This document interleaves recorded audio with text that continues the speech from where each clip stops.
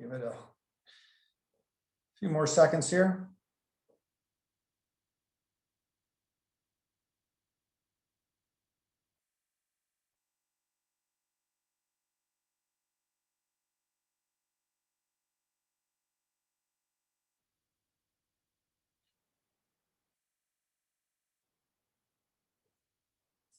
All right, looks like we're starting to plateau a bit. So officially 7:01. I'd like to open this meeting, March 8th meeting of our regular board meeting. If we could get a motion to approve the agenda. So moved. Moved and supported. Any additions or deletions? All those in favor? Aye. Aye. Aye. Opposed?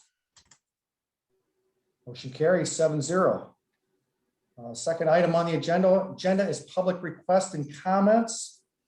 Lane, you can start to open it up. If anybody does have a question, please raise your hand and you are called on. If you would please state your name and your address. All comments should be limited to 5 minutes maximum. No participant may speak more than once. So we do have public comment at the beginning and the end. You can only speak at either or. Please direct all your comments to the board, not towards any individuals or any member of the community or any previous speaker. And so Lane, when you're ready. Steve? You hear us, Steve? I can. Can you hear me? Yes, we can. Go ahead. Sure. My name's Steve Erb. I live at 869 Chickasaw.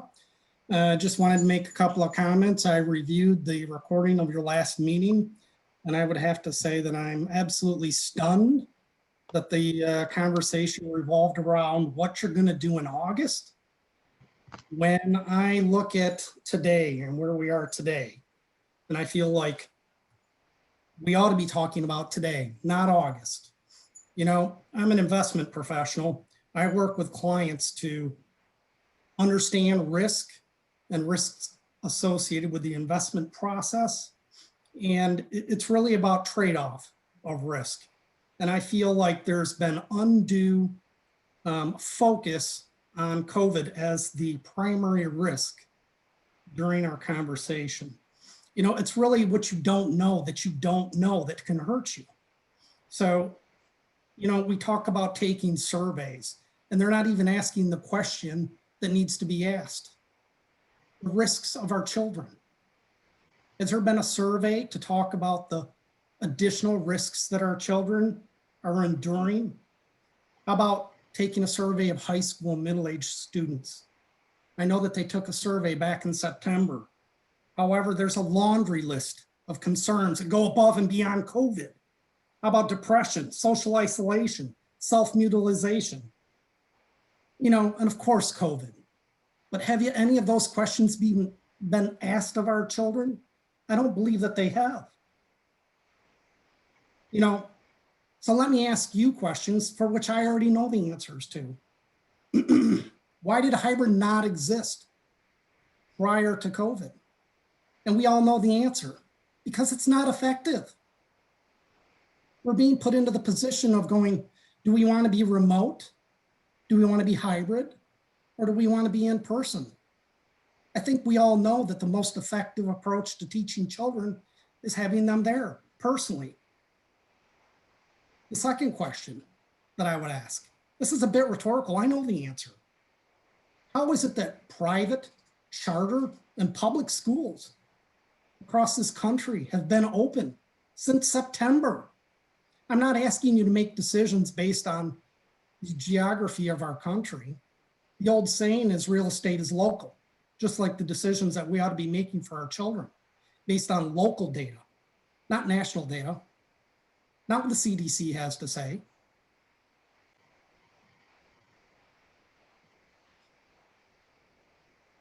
We need to be making decisions not based on the best interest of our children, but based on the sole interest of our children. They are primary to the decisions that we need to be making. I'm willing to step in and take the arrows of those stakeholders that want to dissent.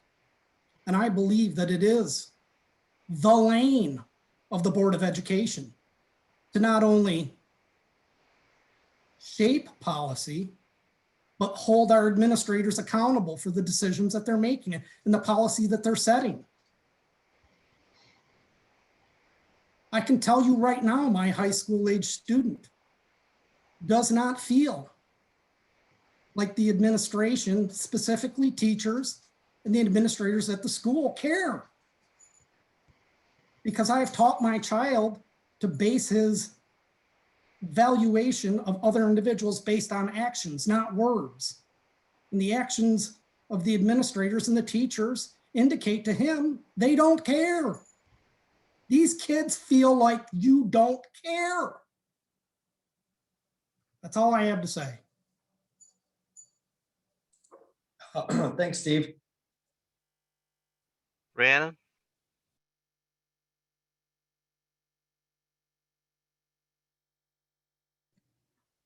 Hi, everybody. Thank you for allowing me to speak today. My name is Rhiannon Klein. I live in Mason, Michigan. I'm an advocacy consultant working with a group of parents who are concerned about diversity, equity, and inclusion in the Mason School District. We have come together and organized ourselves into a group called the Equity Task Force of Mason, Michigan.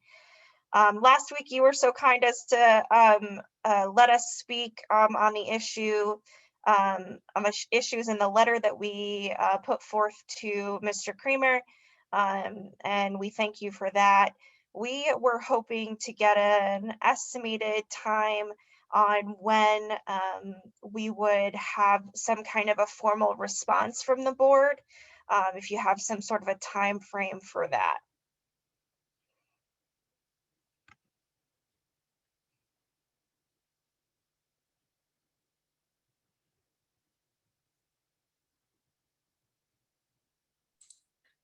Rhiannon, we'll work with you on that and get back. I mean, this is public comment, so we don't actually respond to any public comment at this time. Okay, thank you. Thanks again. Casey? I'm Casey Egbert, 1295 Aurelius Road, Holt. First, I'd like to thank Ron for always at least acknowledging my emails. I have sent out a few to Ron and I've always gotten some kind of response from him. So I would like to thank him for always acknowledging that he at least received my email. Next, stop putting it on the kids that they are the ones who are going to spread the virus. To make a statement like they are coming to school positive is a crazy thing to say. Where is your evidence? Are you testing every kid that enters the building?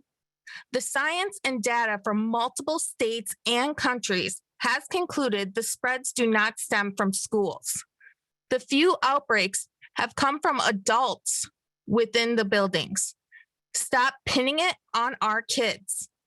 Not all of us work from home and sit in the same room while their children are doing school. Some of you need to quit thinking like every situation is or should be like yours. It's just not possible for most of us.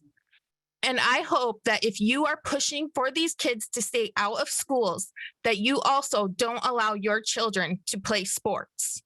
Stop making it out that our kids are spreaders, and that's why you don't want our schools open.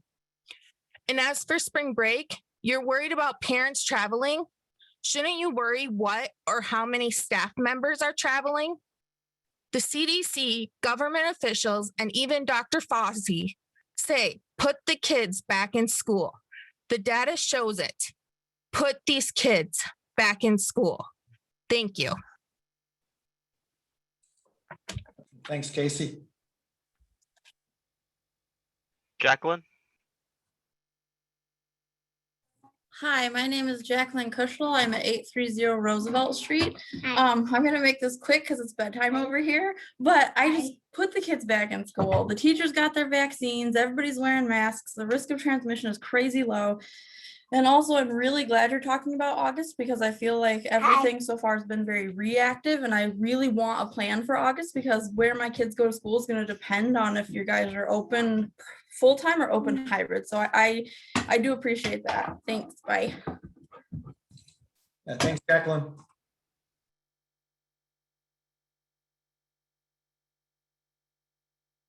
Caitlin Thomas? Hi, can you hear me?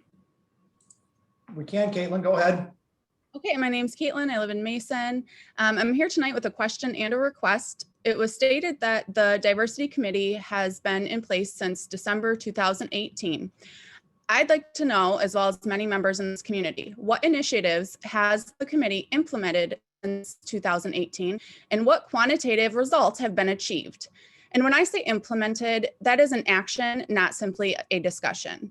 And I'd also like to request that the board release the results of the diversity survey that was conducted with staff and make them transparent for this community. Thank you. Yeah, thanks, Caitlin. Robert?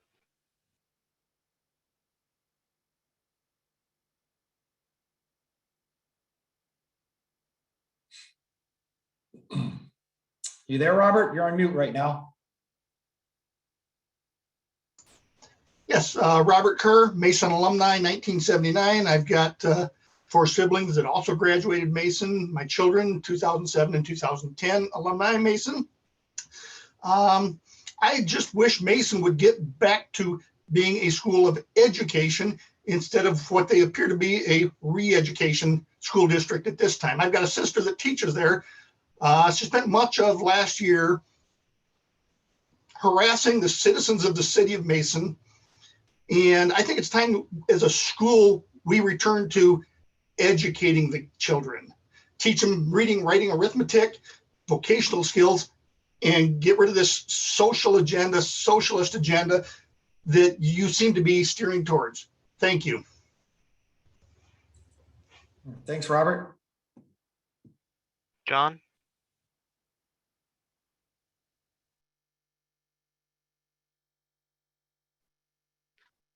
Hello, this is Michelle Thomas. I have one question for you. I live in Mason. How many unofficial reprimand meetings were held with teachers that cited 2240 this academic year? And that's it. Thank you. Yep, thanks, Michelle. Do you have any others, Lane? There does not appear to be any others. All right, we'll close public comment at this point. There'll be another one at the end of the meeting. Moving on, special reports and recognition. Ron. We do have a couple items I'd like to update the board on. The first one is the presentation that we actually shared last week that we updated for tonight's meeting. Matt, if you could please screen share that presentation. Just a minute here.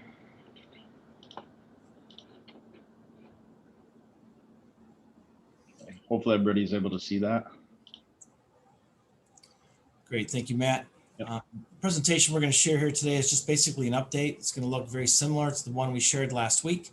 So we're just going to get into it at this point. The timeline is something we briefly discussed last week. Right now we're in March 8th, obviously, with the regular Board of Education meeting. Next week, Monday, starts the 3rd trimester, and we're in the process now of scheduling, prioritizing and students back into 4 days as space allows. We do know that we have a meeting coming up on April 12th for the official April Board of Education meeting. If Rick Brooks is here to give us a little staffing and mitigation update. So Mr. Brooks. Thanks, Ron. I have a shorter explanation than last week. Obviously, we're still pushing forward with our extra staffing plan so that we have adequate coverage for substitutes. And right now we're working specifically on elementary supplemental instructional plans. So we have added another certified teacher. We have another offer in the works for a second edition. We've got 2 long-term substitutes that we've offered positions to as well at the secondary level where they're very much needed. And then we are in the process of getting some of our non-instructional staff set up with substitute permits so that they can teach in classrooms in a pinch. So we've got 3 more of those folks added and processed and another handful in the works. We do have a couple of custodial positions, Mason employee positions that are posted right now. And so those will be wrapped up relatively soon and we'll be back to fully staffed in addition to our contracted folks as well. And the next slide is a mitigation update. Not a lot new here since a week ago, although we did get some news on some CDC updated guidelines. Not really the sort of guidelines that impact a school operation. So we're essentially in the same scenario we were a week ago. And I can take questions on either of those topics if you have any. Any questions for Rick? Yeah, I have a question, Rick. I learned at this week that many school districts have begun to figure out ways to implement rapid antigen tests. Is that something that has been considered here in Mason as part of our mitigation response?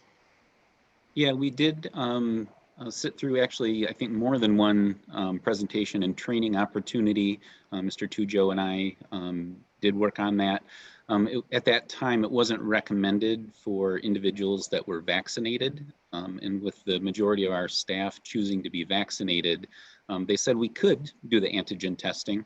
It would take, an extra staffing effort, but it wasn't pushed heavily for districts that were receiving vaccinations. And of course, we were on the front end of getting vaccinated in Ingham County for school districts.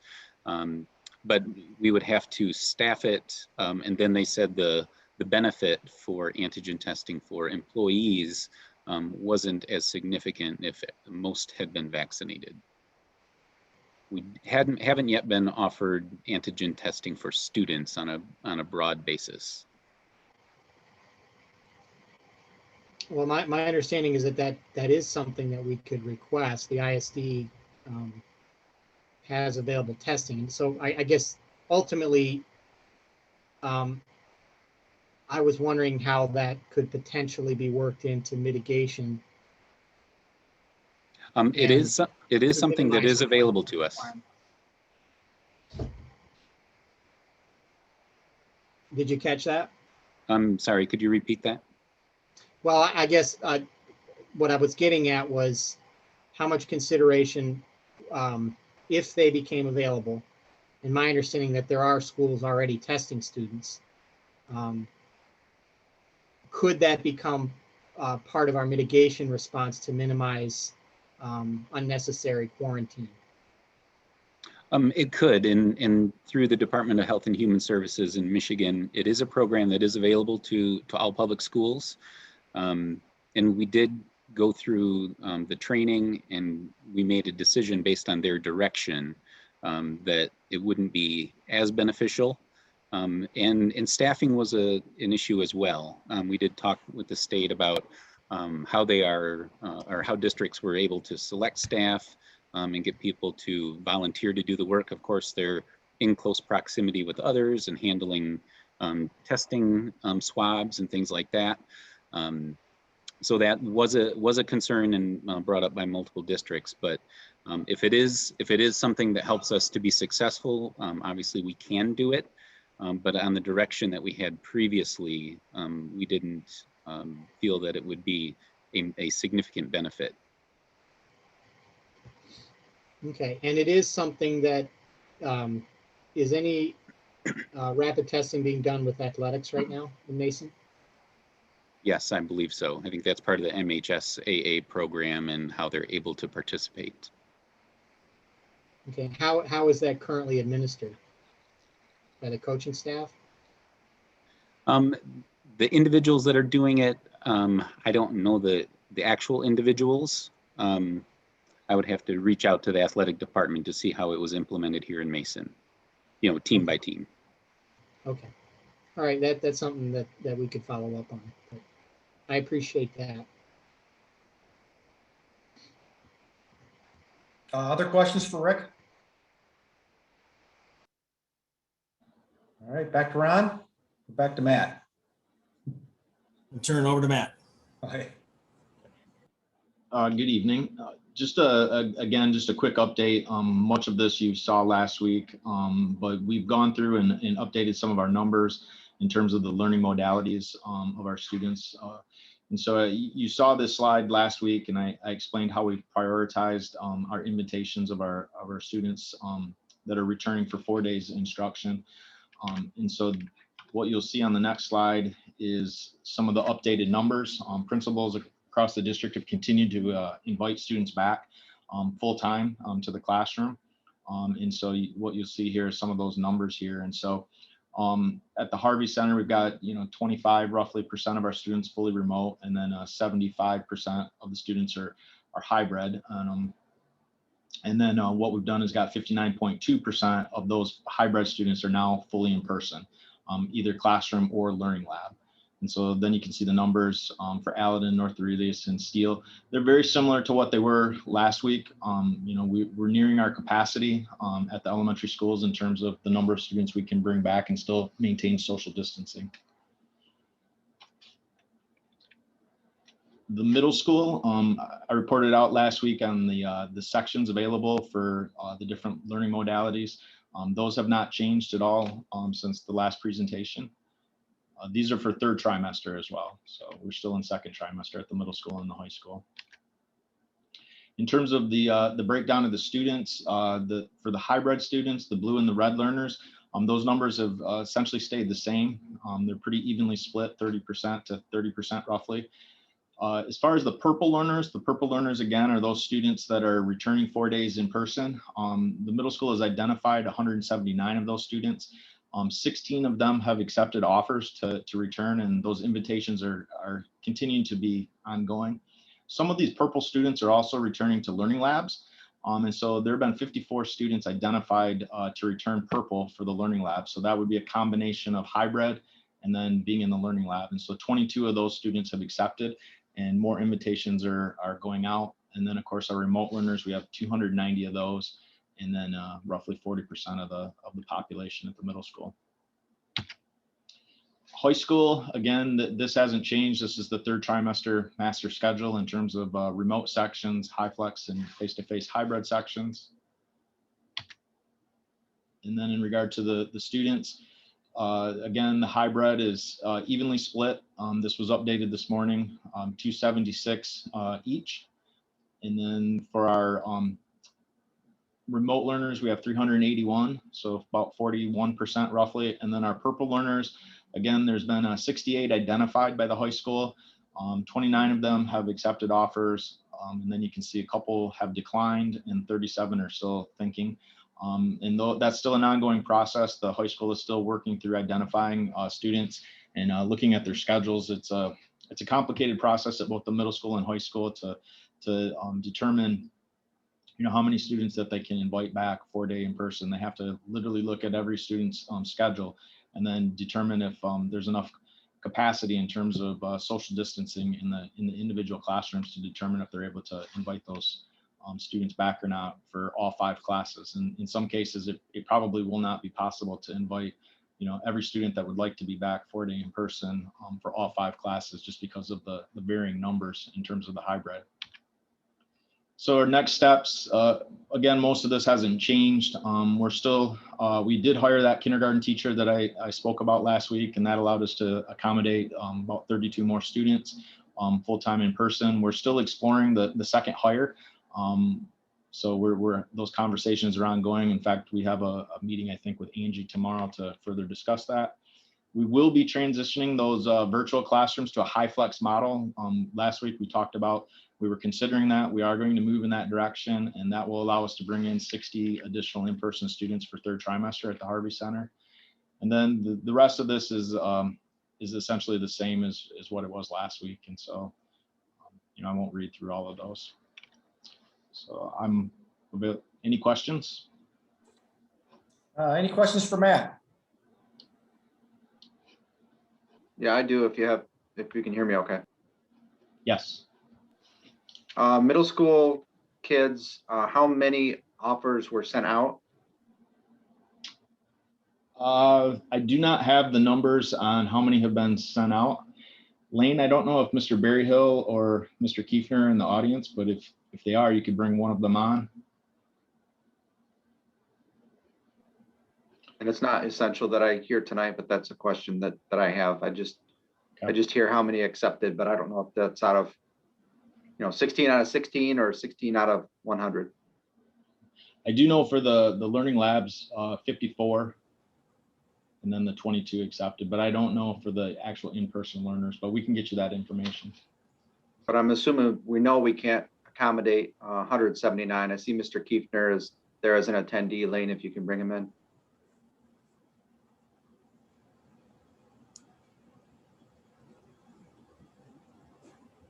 Yeah, it'll be very different. From my conversations with the high school and the middle school, it will be difficult to accommodate all of them because, depending on the number of students that are hybrid, you may be able to bring a student back for, say, 1st and 2nd period, but then 3rd and 4th periods, there wouldn't be enough space to have them in the classroom. And so that student would then have to go to potentially a learning lab, if there's space in the learning lab, and then maybe return for, say, the 5th and 6th periods. And so it comes down to very individualized situations for each and every student. Okay, I know this isn't really the discussion time, but that's where the 6 feet becomes challenging. If it were 5 feet, perhaps 6 more people we might be able to fit in. But if we stick to the 5 or the 6 feet, I know that we're run out of space. Hi, Mr. Kiefner. Yeah, I can just respond quickly to your question, Mr. Mumby. So that 16 also includes, 16 purple, also, I believe also includes our current special education population that's there 4 days a week. That our number of 4-day learners is, going to grow exponentially in the next few days. We finished up our scheduling Friday. Schedules were set to be, finalized and released to families today or tomorrow. And at that point, those 179 learners will then be prioritized and start offering spots to where we can fit them in sections. So, we had to determine our sections with our new hybrid because we've added students to hybrid for the 3rd trimester. And then we had to determine, where we have room and then fit the prioritized students into that. So that 16 number is our current number, but it will grow, like I said, exponentially in the next, few days as we move into the first few days of the new trimester.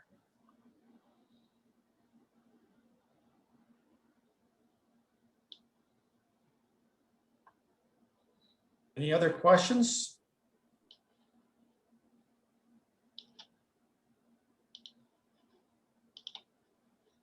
All right. Mr. Kiefner just wants to know, how does he get back out of here now? Well, I got one quick one. I mean, you say it's going to grow exponentially. What's the number you think you're going to get to?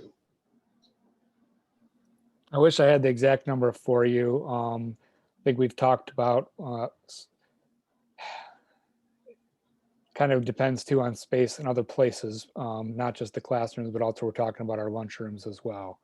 But I think that 179 might be a little, I think we'd initially talked somewhere between 150 and 200, but I apologize, I don't have an exact number for you, Mr. Beebe.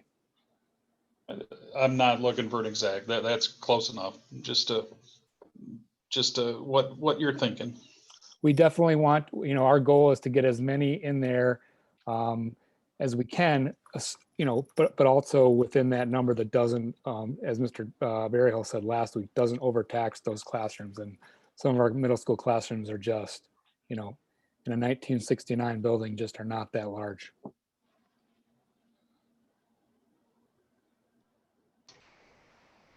Other questions? Yeah, that number 150, 200, is that the total number of students or the number of additional students that you would see each day in the school building?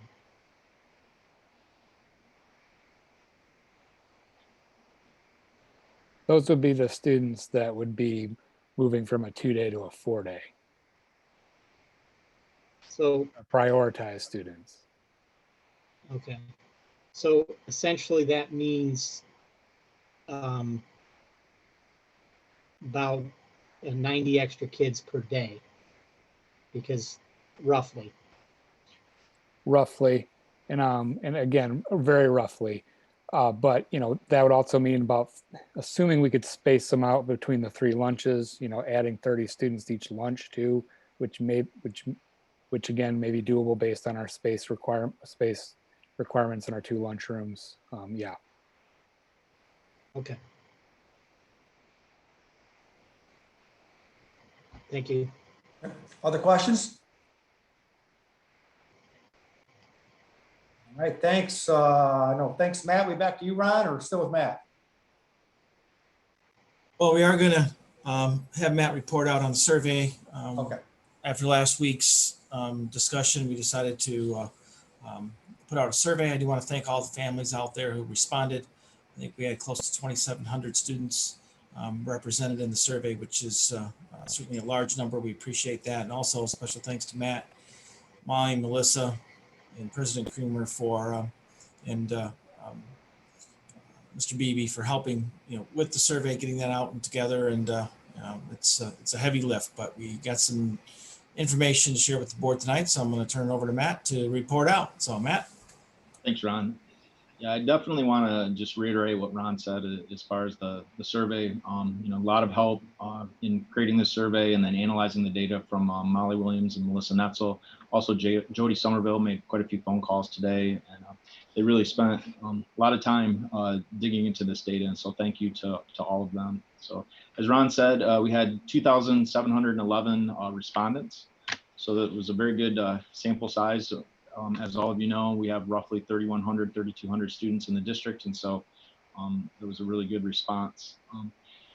This first slide, what this shows is as of March 15th, which is the start of 3rd trimester, what families have selected for their student. And so you can see the breakdown here. Virtual, 100% virtual was 32.6, so 33%. Our hybrid HighFlex, which is the 2-day in-person hybrid program, is 45% roughly. And then for those that have accepted a 4-day slot, so these are just the families that have accepted a 4-day slot and have been offered one, and that would be 23%. And this would include the special ed families in our basic classrooms and so forth. So we asked the question, are you satisfied with those current options that their students were being offered for 3rd trimester? And so you can see this breakdown here. So 66% roughly said yes, they are satisfied with those current options. And then 35% said no, they're not satisfied with that. So, but the majority obviously is satisfied with what they're being offered for that 3rd trimester. And the one thing, as we just talked about with Mr. Kiefner, we're still inviting more back for those 4 days, especially at the high school and the middle school, and there will be more at the elementary, but the majority have been invited back at the elementary at this point. So this kind of takes a deeper dive into the data. This looks specifically at the virtual learners. We had 884 parents of virtual learners respond. And so you can see the breakdown here in terms of satisfied versus not satisfied. overwhelming majority, is satisfied, with their virtual learning program for their student. We do have 15% that aren't. And then you can see the breakdown of, if offered, that 4-day in-person option, would they send their child? And there are, 190, about 22% that would send their child, 4-day in person. But we also have, the majority, roughly 79%, saying that they would continue in the remote learning program this year for third trimester. Then the hybrid HyFlex, this was 1,212 responses. So you can see the satisfied versus not satisfied. So this, the number of satisfied is definitely lower than the virtual program. So 44% satisfied, 56% not satisfied. And then when we asked that question about 4-day in person, 82% would send their child 4-day in person if that was made available to them. And then roughly 18% would move their child to remote learning. So not everyone, if offered, would go towards 4-day in person. Then the 4 days, so we had 615 that responded to this. So 83%, not surprisingly, were satisfied with the 4-day. There were 17% not satisfied. And then again, when posed that question about 4 days, not surprisingly, 96% would keep their child in that 4-day program. There were 4% that said that if offered that 4-day, presumably if we offered it to all families, this 4% would maybe be a little bit leery of that number of kids in the buildings. And so they selected, that they would go remote learning. So then we took a kind of a deeper dive in terms of the overall impact of potentially offering this 4-day, instruction to all families. And what we saw is those virtual learners, as I mentioned, 190 would leave to go to the 4-day. So there are 190 that would go to that. And then as far as the hybrid, 215 would go to remote learning. And then, as I just mentioned, there are some of those 4-day families that would also go to remote learning. And so when you look at that, the difference here, the total impact is really a negative 50 students in terms of in-person learning. So we would lose about 50 students that are currently, in person to go to virtual. So that is it for the data. Is there any questions from anyone?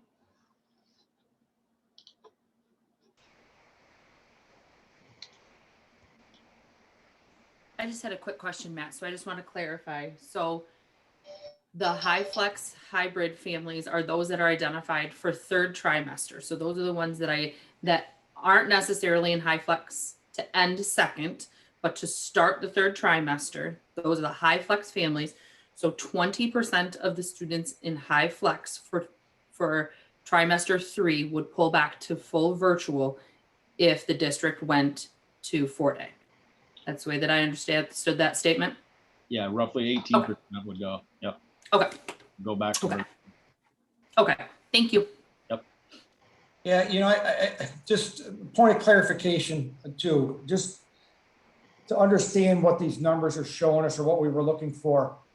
When we asked each of these different cohorts, the 3 different options we have right now, they were asked a question that, if social distancing was basically eliminated and they were forced between just 2 choices, which direction would they go? So they're forced to either go pull their kid out because they don't like social distance, or they put them in 4 days a week. So it's not asking them what they want, it's asking them what they would do if they were forced between 2.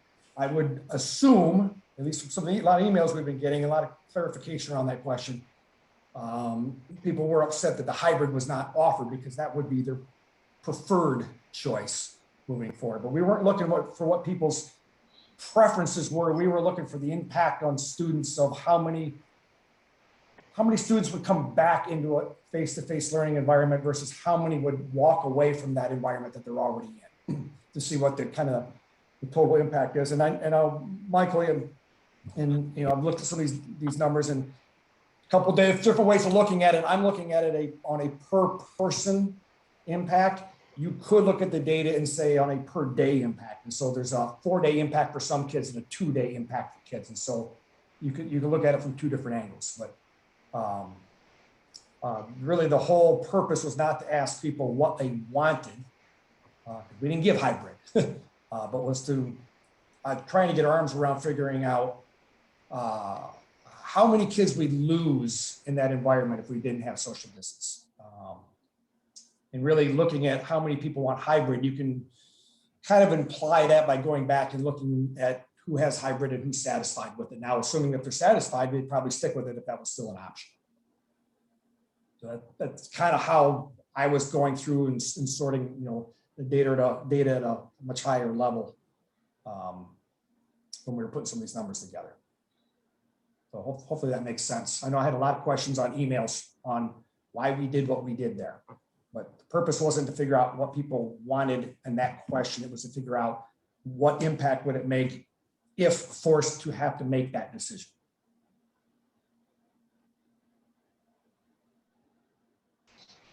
Well, the way I guess I'll chime in here.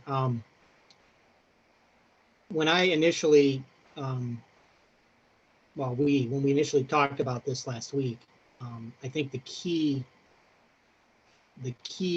customers here were the hybrid and HyFlex learners, and how they would behave if they had the 4-day option. The surprising thing for me, and I think for others, is the number of virtual learners who would avail themselves of the 4 days. The hybrid, we're talking about 1,000 students would prefer the 4-day, right? Now, that's the total that you mentioned. That's 997 said that they would.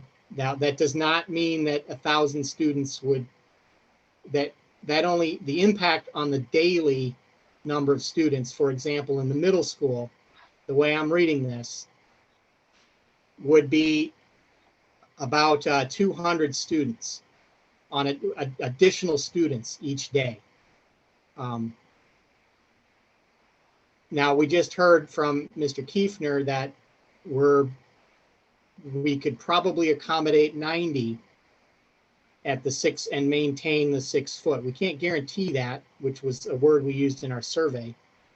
But so in a sense, what we're talking about at the middle school, based on the responses here, that 80% of our hybrid learners returning would add about an extra 100, and we'd have to accommodate an extra 110. Well, plus those that didn't respond. So let's say an extra 150 students above and beyond what we're already planning to do. So that's the way that I'm reading this. I'm also, it's, 80% of our hybrid learners want to come back 4-day. So I think that's a pretty important thing to consider, but also recognize that the impact does not appear to me to be as dramatic as some might suspect. An extra 150 kids in the entire middle school, what impact is that going to have on our social distancing? Well, we just heard from Mr. Kiefner that 30 extra kids per lunch hour might be accommodated.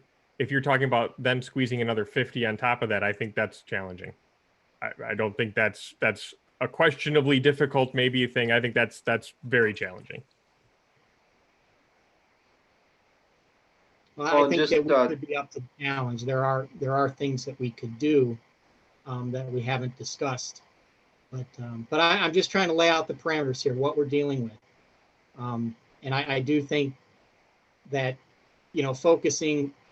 I think the 215 hybrid learners that have second thoughts about sending their kids in a more compact environment, I think that's a significant number for sure.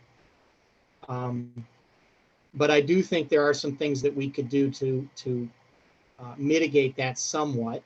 And I think it was mentioned last week that there's no reason that we couldn't stop offering, part-time to them. I know that's not as satisfactory, but there's no reason where we would force them out of the school 4 days a week, right? But I think that's more doable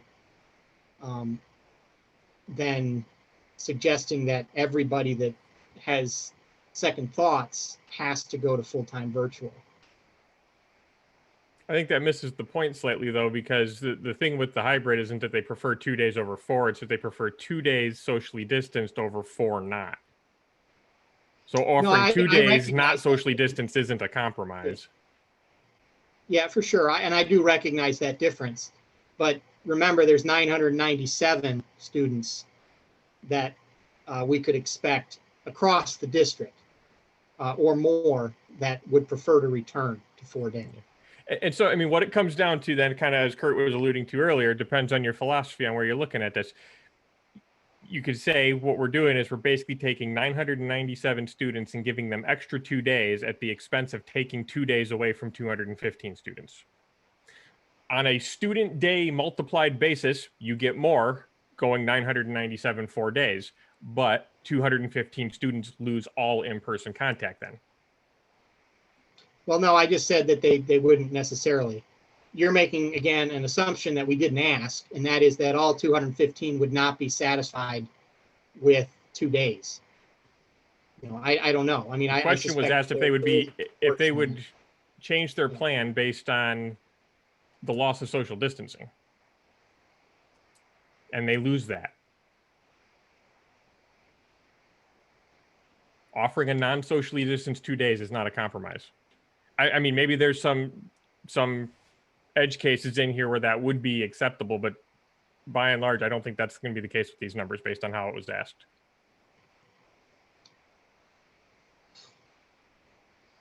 Well, you know, I guess, you know, we have to be honest with the numbers as far as how we're going to interpret these. This wasn't a survey, the way I viewed it, as a means of, you know, we're going to tailor our options and our plan specifically to this. That right. This really, I think, was to get a better sense of, you know, where things would move if we made this available. And at the end of the day, and it comes down to what we specifically have to manage in each school building, it's pretty straightforward. I think it's pretty clear that roughly 80% of our hybrid learners and 20% of our online learners would likely return to 4-day instruction in a best case, you know, in a best effort social distancing environment. And that's the net gain. That would include the outflow of the 215.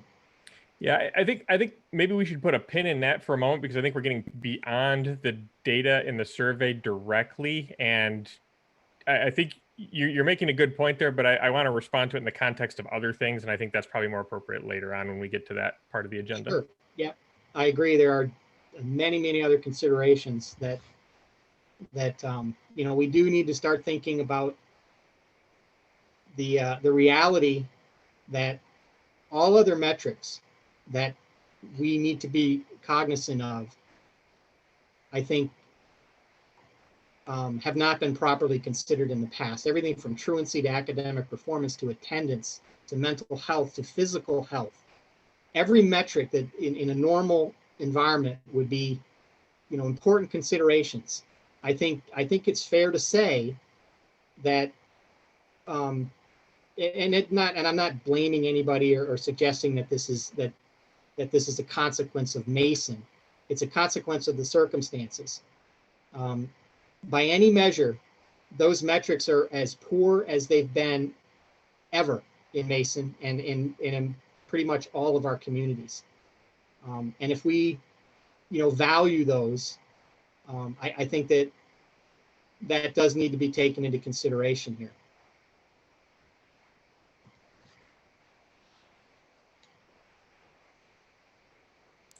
Other questions at this time on the survey numbers? I know obviously we'll get into it a little bit more later.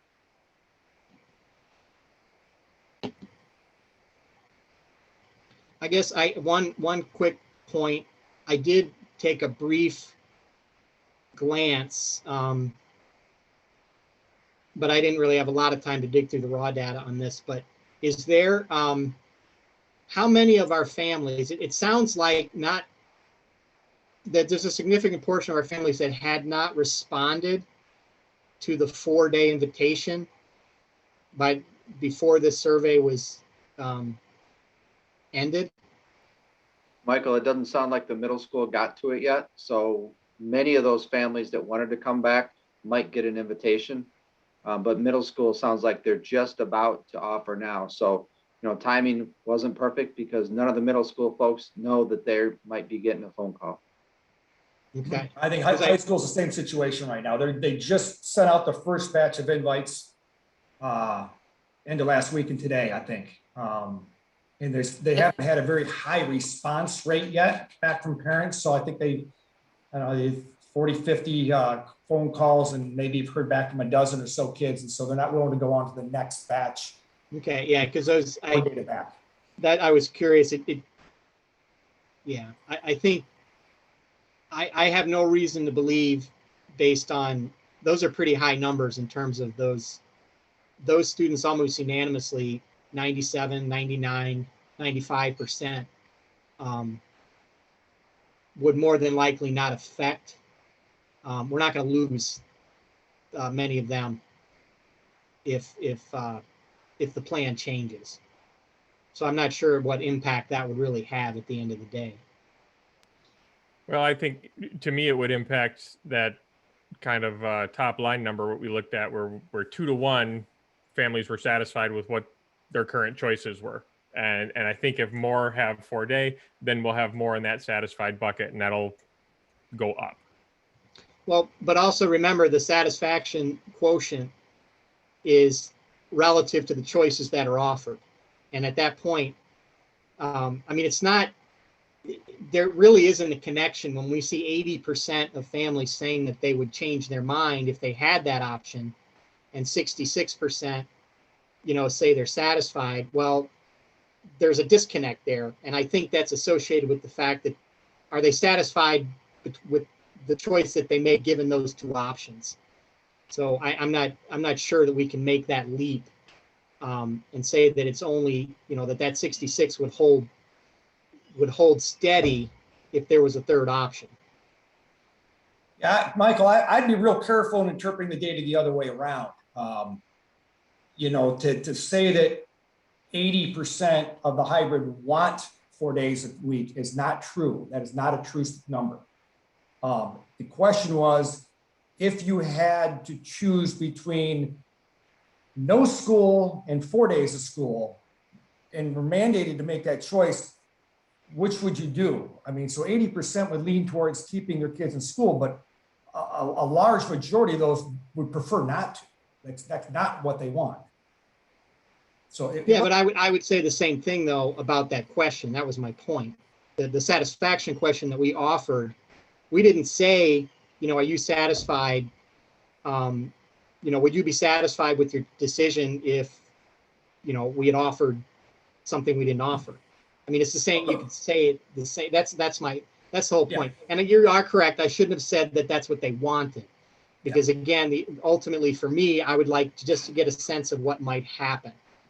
I think in that regard, I do think that there are a significant number of families that are waiting for that opportunity. Right, but still the satisfaction question goes to, we asked directly, what choice have you made or been offered? And are you happy right now? 2-to-1 people said they're happy with what options have been presented to their family for their child. And that would go up a little bit as 4-day was opened up, and then would hit a plateau and go back down as students were forced back out of classrooms. So where that number lies, it's hard to tell. It's also very important to realize, if you really break down that data, if you look at the 35% that say they were not satisfied, and then you look at how they answered the questions, you're going to realize there's a significant contingency that would not be happy no matter what. So whether we offered 4 days or not is not relevant to their happiness. Give you an example. There are families that have their kids remote right now. And we asked if they're happy and they said no. And we asked, okay, if you have your choice between remote and 4-day, what would you pick? And they pick remote again. So they pick what they're already not happy with. And there's other reasons for that. There's reasons like perhaps they don't like the hybrid environment for their child. Perhaps they don't like their child being forced to wear masks at elementary level or middle school level. Perhaps, so there's all kinds of reasons in there. You know, and also there's, if you look, you look at the people who have been offered 4-day and accepted 4-day. Yeah, and look to see if they're happy. There's a lot of them that aren't happy because they want 5-day. That's not an option at this point either way. So you're only going to push that needle so far on that happiness meter above 65. I mean, maybe a little bit, but not a lot, because there's a lot of different factors in play if you really break into the data quite a bit.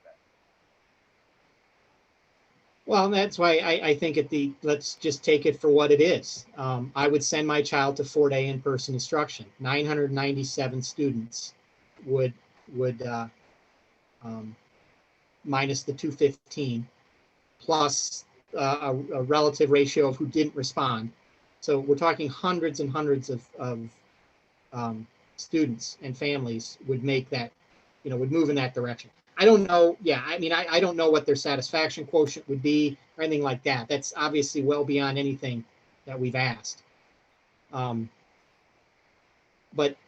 is all I'm trying to get at here is what would we be dealing with at the end of the day?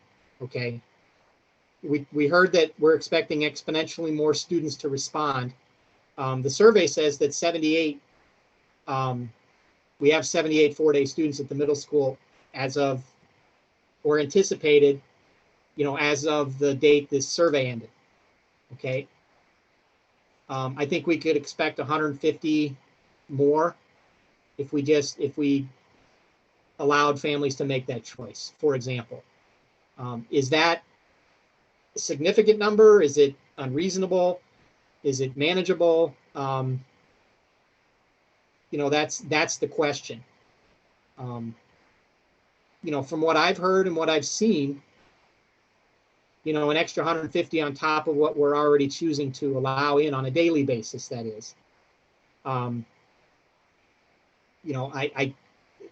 me, that's not, unreasonable. I'm not sure what specifically we'd have to change to accommodate that beyond some relaxing of social distancing standards. That's what I'm trying to get at here. And I like what I'm seeing in here because it makes it pretty clear and it's pretty consistent across the district. By my numbers here, I'm seeing maybe 200, 250 high school students more per day. What impact does that have on social distancing? And maybe it's even less than that by the time we get to the point, if we're expecting another 100 high school students to accept an invitation, now we're only 150 more kids. I mean, you do get to a point where you run out of room with social distancing. Oh yeah, there's no question. I mean, that's anticipated, but it's and then not. For every kid you bring in, one leaves. So. Yeah, I mean, is it on the outside? By the time we're done with the high school and the middle school invitations for 4-day, unless I'm reading this, unless I'm completely off on this, just organically, we're talking about 150 more kids that we'd have to accommodate. Plus whatever we can do for the, in that option, we'd also, I would like more consideration on things that we can do for the, for those hybrid families that would not be comfortable in that environment.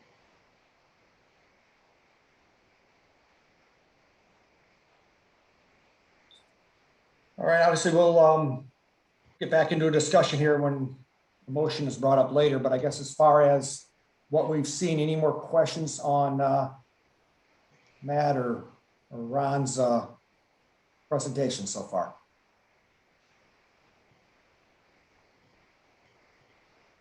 I just want to say thank you to everyone who was involved in collecting all of this, for it to close at midnight last night and for you to have this presentation and these numbers and for us to be able to ask these questions. I know that today had to be mentally exhausting. So thank you to everyone involved in that. Thank you. Yeah, absolutely. Melissa and Molly and Jody and Matt, your work today, just to give everybody just a glimpse of what happened today. We got the data closed last night at midnight. We opened up first thing this morning to get started, and we find 155 students had answered twice for one reason or another. Maybe a parent changed their mind and re-answered. Maybe two parents answered opposite ways, whatever the reason was. All families were contacted. Melissa and Molly are on the phone. I think Jody are on the phone all morning, tracking down parents to try to figure out which piece of data was accurate, so that at the end of the day, we had the most accurate data we possibly could have. And so without, what we thought might be an hour processing time, I think turned into about 6 hours today. And that's why everything got out a little bit late. But this was a monumental lift to get everything together and back. And again, also thanking the community with, 80+% response rate. That is incredibly valuable to us. So thanks for taking the time to get on there and to answer the questions and let us know how you feel. So with that, I think we will jump into the next item then. Curriculum and instruction. Matt, anything else? No, not tonight. All right. Communications. Obviously, as always, we've heard a tremendous amount from the community by email through the last week, and really, since I don't report on communications to the last since last week's meeting, we've heard a lot over the last month, pros, cons, and everything in between. So thanks. We do read them. Sometimes when you get 150 a day, you can't possibly respond to some of them, but we do read them. So thank you very much. Old business, we have none. If we get approval of the consent agenda. I'd like to make a motion to approve the consent agenda, including approval of minutes of the February 8th, 2021 regular meeting, March 1st, 2021 special meeting, personnel report number 19, financial report number 20, including payment of general fund bills in the amount of $1,315,372.01, food service fund bills in the amount of $53,811.04, student activity fund bills in the amount of $10,234.77, sinking fund bills in the amount of $22,703, and capital project fund bills in the amount of $15,421.50. I'll support. I move to support it. Any discussion? All those in favor? Aye. Aye. Aye. Opposed? Motion carries 7-0. Moving on to committee reports. Finance and property, please. Okay, I apologize in advance if my connection is not the best. I am out of the area and very sketchy. We met last Monday, March 1st at 3 o'clock. The first thing we discussed was the city of Mason came to us with a proposal to refile some deeds on the existing library building. They're looking at renovating that building. As we all know, it's awesome to have that library as part of Mason, but that building's in need of a lot of work.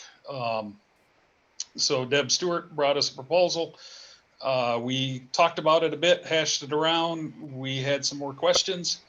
So we went, Ron was going to go back to the city with those questions. So we took no action, and we'll be discussing it in future meetings.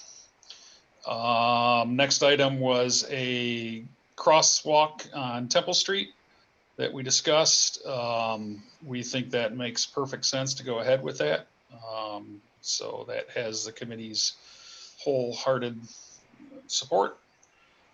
While Deb was with us, we also talked about the city and the DPW building, the water, the wastewater treatment plant, and the current city DPW lot needs work. Again, that's going to over the next few years be changing.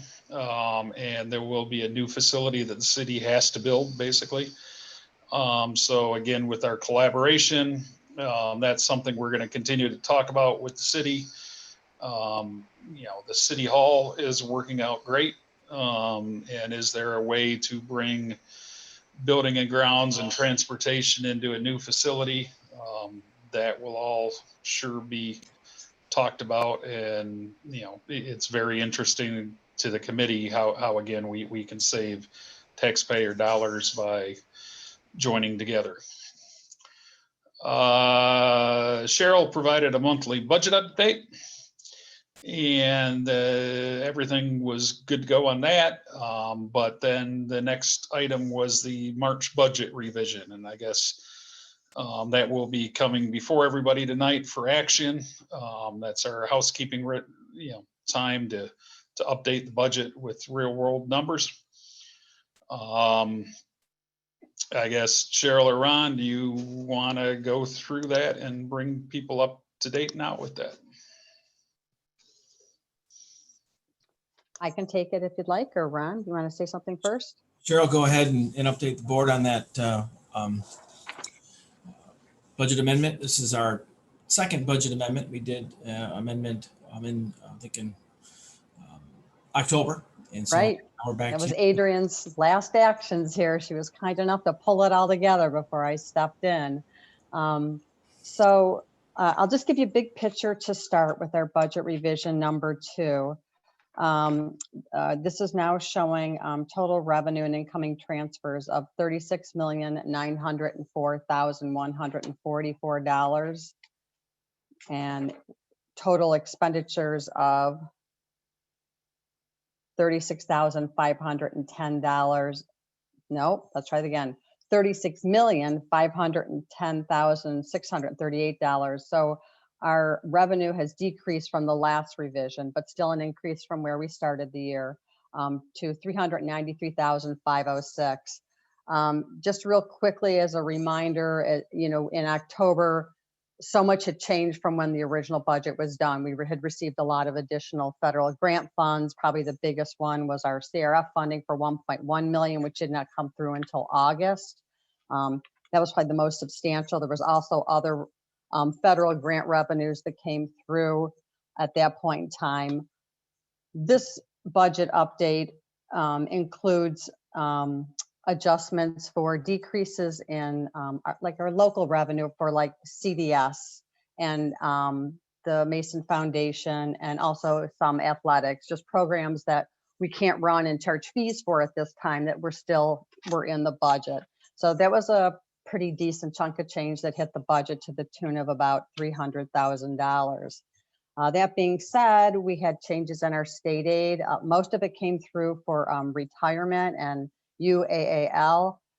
So that normally that's a net, so it comes in as a revenue, and then we have to show it as an expense as it's applied to all the different function areas. This year, because of the change in the rates and the way they calculated it, the revenue did not offset to the extent it normally does the expense.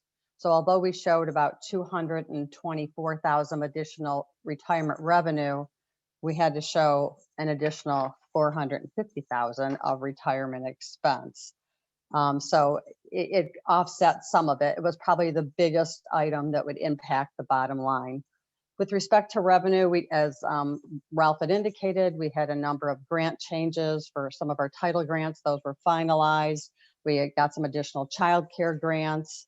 So those affected the revenues, and therefore, sorry, my light is not good right now. So it was a slight net increase in our revenue.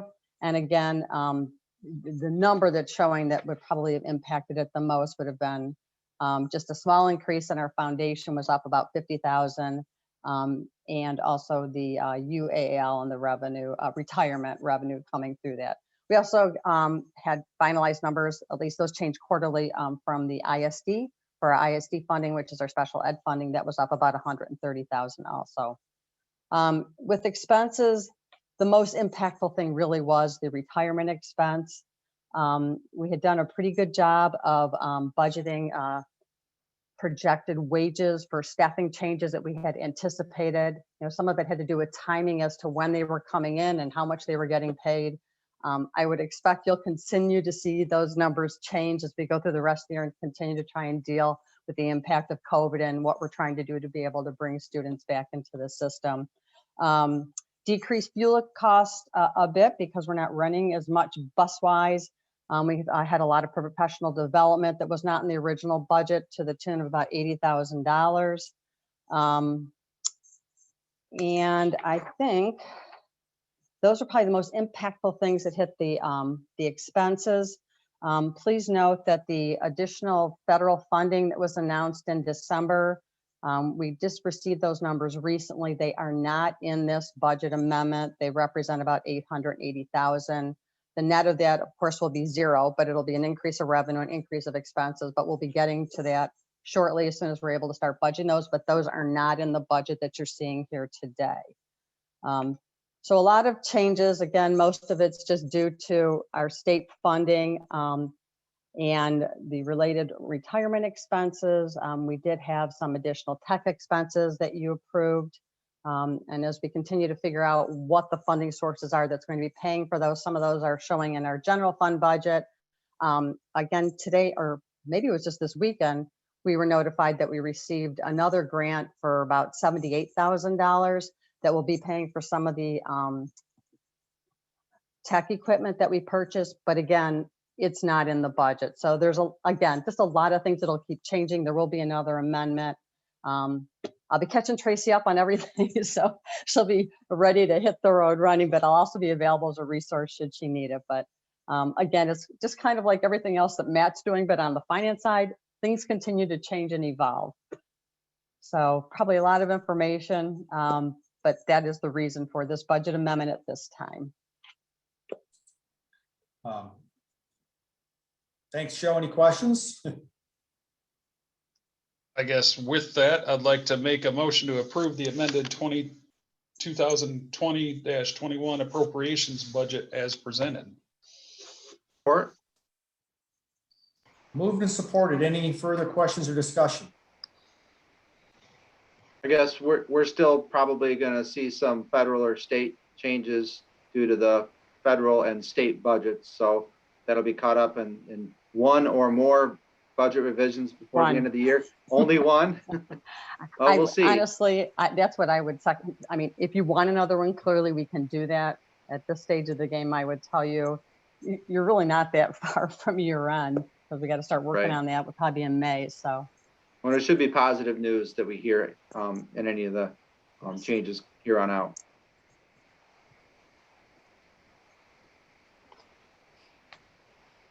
All right, any further questions? All those in favor? Aye. Aye. Opposed? Motion passes 7-0. All right, then we got into discussion on the bond series 2. Reviewed the timeline again. We've all been given that timeline that remains on track. And we also discussed the depository for the bond funds and the investment options for those funds. It was the committee's, thought that we continue on with the same arrangement we had with Series 1 because that's worked out quite well. So there will be no changes in that. And next, for those long-term board members, we had a good discussion on copiers. And again, I'll let Cheryl or Ron dive in. I know I have to keep this short because apparently I was a little long-winded in the finance committee meeting.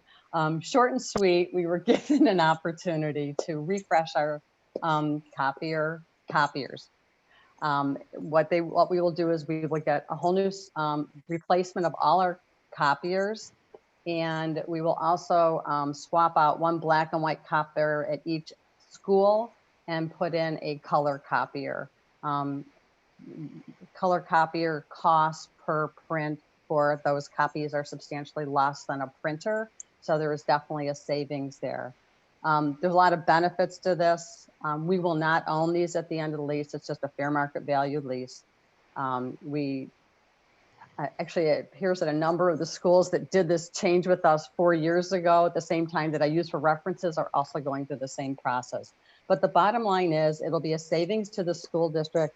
I'd mentioned at the finance committee, it was almost a $500 savings. There's another piece that I did not mention that I included in the information that you received. It's something called paper cut.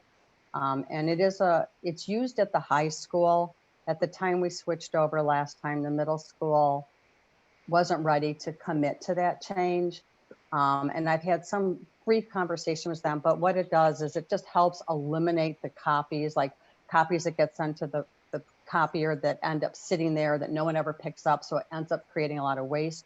This just allows people to send them electronically. Then you go over to the copier, you can use your swab, you go to your listing of all the things you sent and you can say, oh, I want this, I don't want this, oh, I did this one twice. So apparently there's approximately a 25% saving that they have seen on average. And what it allows us to do is that if over time our copier usage goes down, then we can decrease the amount of copies, because this is all based upon the usage. So as we get more efficient, which is what this paper cut will do at the middle school, that will help also bring that down. Net, we're going to save money, get new copiers, add color copiers to all the schools.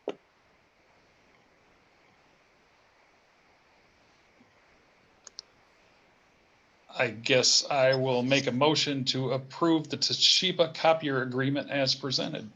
I'll support. Moved and supported. Any further discussion or questions? What's the term of this agreement? Is it 4 years again? Sorry, Patrick. It is not. I'm sorry. It's actually the agreement we have right now is a 5-year agreement. They're going to buy out the last year, so there's no cost us. This is a 63-month agreement, so it'll take us through June, and that's really the most ideal time to swap out the copiers. Some odd reason it was December or February, and just trying to do it when there's no one's in school is a lot better. They're going to be able to do this during spring break too. I just wanted to commend Cheryl on her energy and efforts. She really did give a very thorough report, as Kurt and Ralph will tell you. In fact, if I have to go shopping for tires or a water softener for our house, I want her part of it. In all seriousness, is probably not the most exciting thing, but you could tell her dedication to try and do what was right for the district. So from that standpoint, thank you. And Patrick, I want you to know, and I really appreciate this, is like I sent an email out to all the schools to say, hey, this is what we're thinking. Just want to make sure you're all on board. And I got major, you think I was enthusiastic? You should have seen the emails that I got about enthusiasm for new copiers. Fantastic. It's the little things. Any other discussion or questions? All in favor? Aye. Aye. Aye. Opposed? Motion carries 7-0. All right, our next meeting is scheduled for April 12th at 3 o'clock. That's all I have. Great, thank you. Next committee, community and staff relations. Before we go there, President Creamer, I do want to thank Cheryl Wald for her help and assistance over the last several months. You know, she stepped in after we pulled her out of retirement to come back into the district to look at copiers, but there was a lot of other things she put her eyes on, and certainly did a tremendous amount of work for us, and we're very grateful for her service to the district prior and her service to the district now current. And we wish all the best as you again transition back to a little bit more relaxing state of life, I think. So thank you. Thank you. It really has been fun. I guess it just shows you what kind of sick mind I really have, but it's been great working with everybody again. Thank you for inviting me back. Absolutely, Cheryl. It was so great to have you back in finance. Thank you so much. That was great of you. And we have your cell number, so. Just every 63 months, you can come back and do copiers again, just to keep the spark alive. That was totally not expected. In a million years, I thought I'll never have to do copiers again. All right. Community and staff. That would be me reporting out. We met, Community and Staff Relations Committee meeting committee met on Monday, February 15th. There was no public comment. We received a staffing update from Mr. Brooks. We went over the ever popular nice job notes from January and February, which we'll discuss here in a couple minutes, but always a highlight. Because as people know, it is an opportunity for us to sort of look past the doors and see what's happening at the building level, at the personal level, at the one-on-one level, and we'll hear a little bit about those. So I always like those. Communications. Our superintendent provided us the latest communications update, which has been something that he's been doing for the last couple of years now, I think, requested by this committee. And it's a wonderful thing because it helps us understand the communications that is outgoing, the things that are happening. So that was a good update. Social and emotional learning supports. We had requested the superintendent to compile a list of social and emotional learning supports for middle school and high school, elementary, middle school, and high school levels. These reports included tier 1, 2, 3 support structures for students, staff, and parents. We are having those discussions now, and those things are underway. Diversity committee, our superintendent provided an update on diversity committee activities, including the diversity professional development schedule that has happened on February 26th and upcoming book studies. Our next meeting would be scheduled for next Monday, the 15th at 6 p.m. I would certainly entertain any comments from committee members if they'd like to make them and or questions.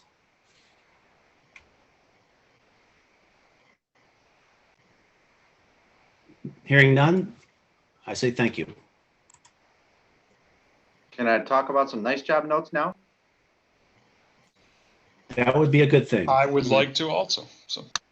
And Okay, I think I'll go really quick. I got mine ready here, and I picked a couple from the middle school.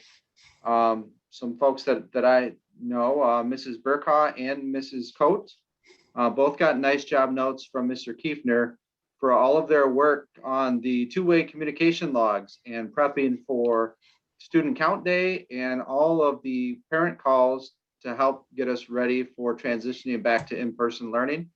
So this is just two of many in the group that I reviewed, but it's a glimpse into all the work that we hear about that goes into every time this board asks for more changes or updates or other things. This is all the work that goes on behind the scenes. And so these were from the famous Mr. Kiefner that we had in the meeting just a few minutes ago, thanking some of his staff for the work that they do behind the scenes. Great. I'd like to jump in here about my group. What I'd like to focus on, it was Ron wrote up a bunch of people for the work on the vaccination program and his central office staff. And I guess I would love to target Becky as well.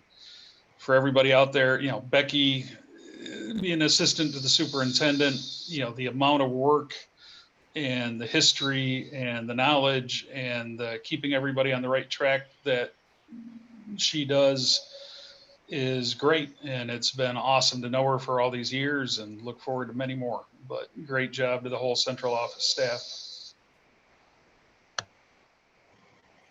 I've got one here. As always, never easy to pick one. Always a common theme that how many people are going above and beyond every day for what we're dealing with. But there was one that caught my eye here. Actually, maybe, I don't know if Ron can give us more information or maybe Matt, but this is the third grade team at North Aurelius thanking, and I got to pronounce it right, is it Irina Tujo? Did I get that right? For her work with their third grade classes on relaxation and stress management. Do we have any more information on this? That sounds like a great topic. Do you need any additional information? Who was the author of that NJN? The entire third grade teaching team. Okay. So it's obviously something they've got going for their kids there. And I'm sure the board would love to hear more about that in the future, but that one jumped out at me. So thank you very much.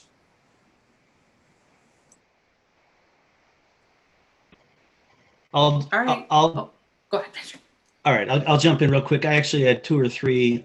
Tanya Metzger, the signature on this is from Krista Sherman. Tanya has not only done a good job transitioning to the high school, but she has done an excellent job navigating a tough family situation that impacted a student on her caseload.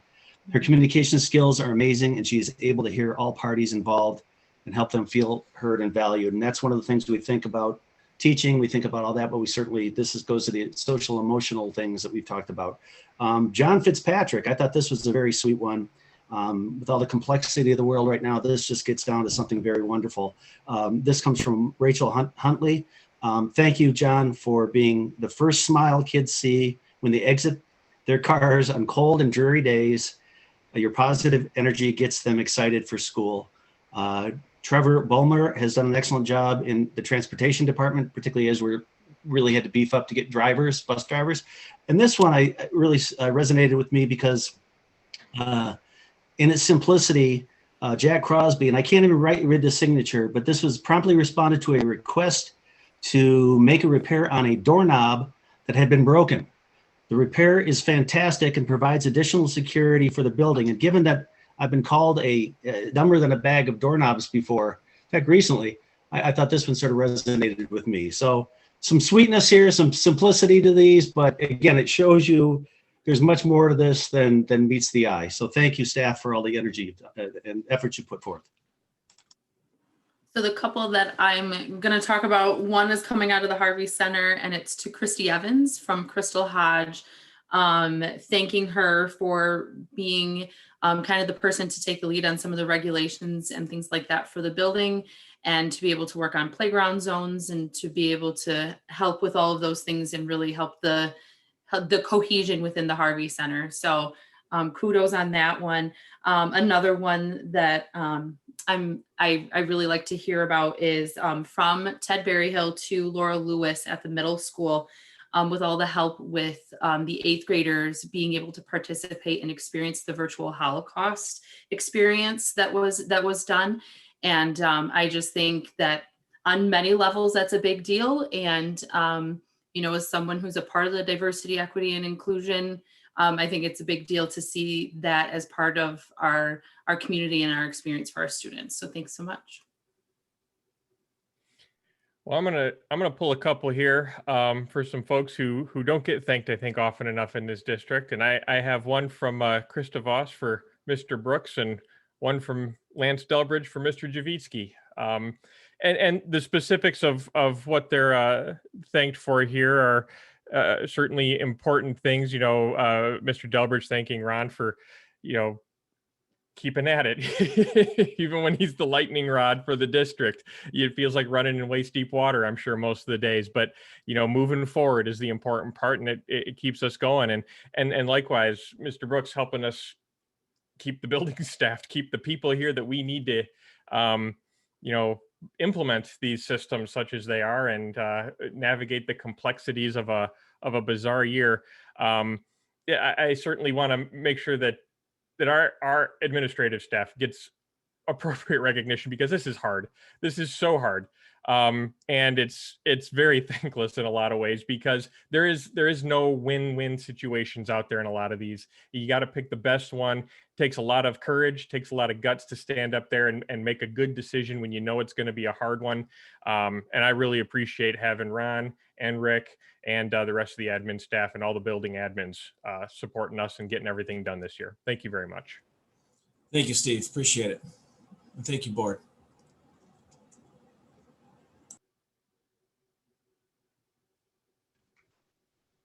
I think that's it for community staff relations, unless we missed any notes.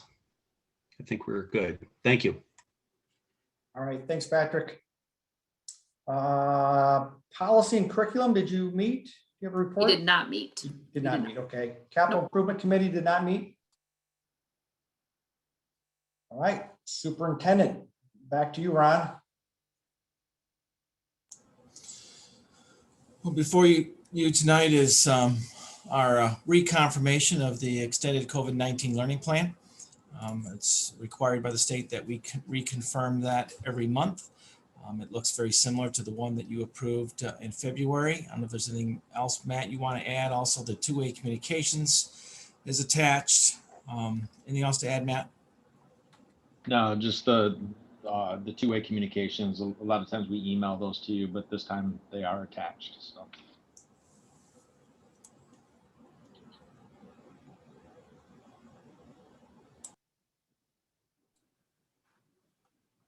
Anybody would like to make a motion? We can. I'd like to make a motion to approve the extended COVID-19 learning plan as presented. Support. Moved and supported. Let's open up discussion. I'll go ahead and start.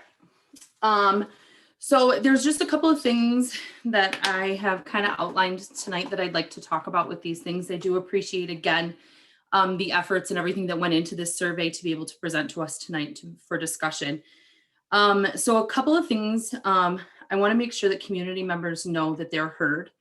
But I also want to make sure community members know that their voice is not alone. And so while we hear from a lot of parents that say that we as the board need to listen to the parents, we also need the community to understand that there are different viewpoints that we are also hearing about. So we are hearing from parents that support one, but we're also hearing from parents that support another or a different, and so on and so forth. So we as the board are tasked with hearing all of the parents and maintaining the safety and welfare of all of the students. So I do want to say thank you to the parents that do send in communication to us, because there's many months that go by as board members where we don't hear from people. Unfortunately, it took a global pandemic for us to get a lot of involvement, but just being cognizant as the community that we remember that there are people in the community that are also participating in communication that may not feel the same way. I do just want to say that I still, obviously I voted for it, so I still support the 2-day, knowing that that gives 215 students that opportunity to be in the classroom. It gives those families that have waited for numbers to even start to look semi-reassuring that those students could go back into the classroom. I hear the efforts that the district is going through to make sure that as many students that can be safely in a classroom are. I do not believe that lightening the load or lowering the social distancing status is appropriate, because as I read through many guidelines by medical professionals across the country, we're not being told that social distancing should go away. State of Michigan says that restaurants can be at 50%. And so I guess my concern is a classroom is a smaller setting than a restaurant. And so the concern of putting so many students in a classroom would have me weary. So I definitely still support the 2-day moving forward, and staying in that low to moderate risk level that the CDC outlines as what are the mitigations to keep that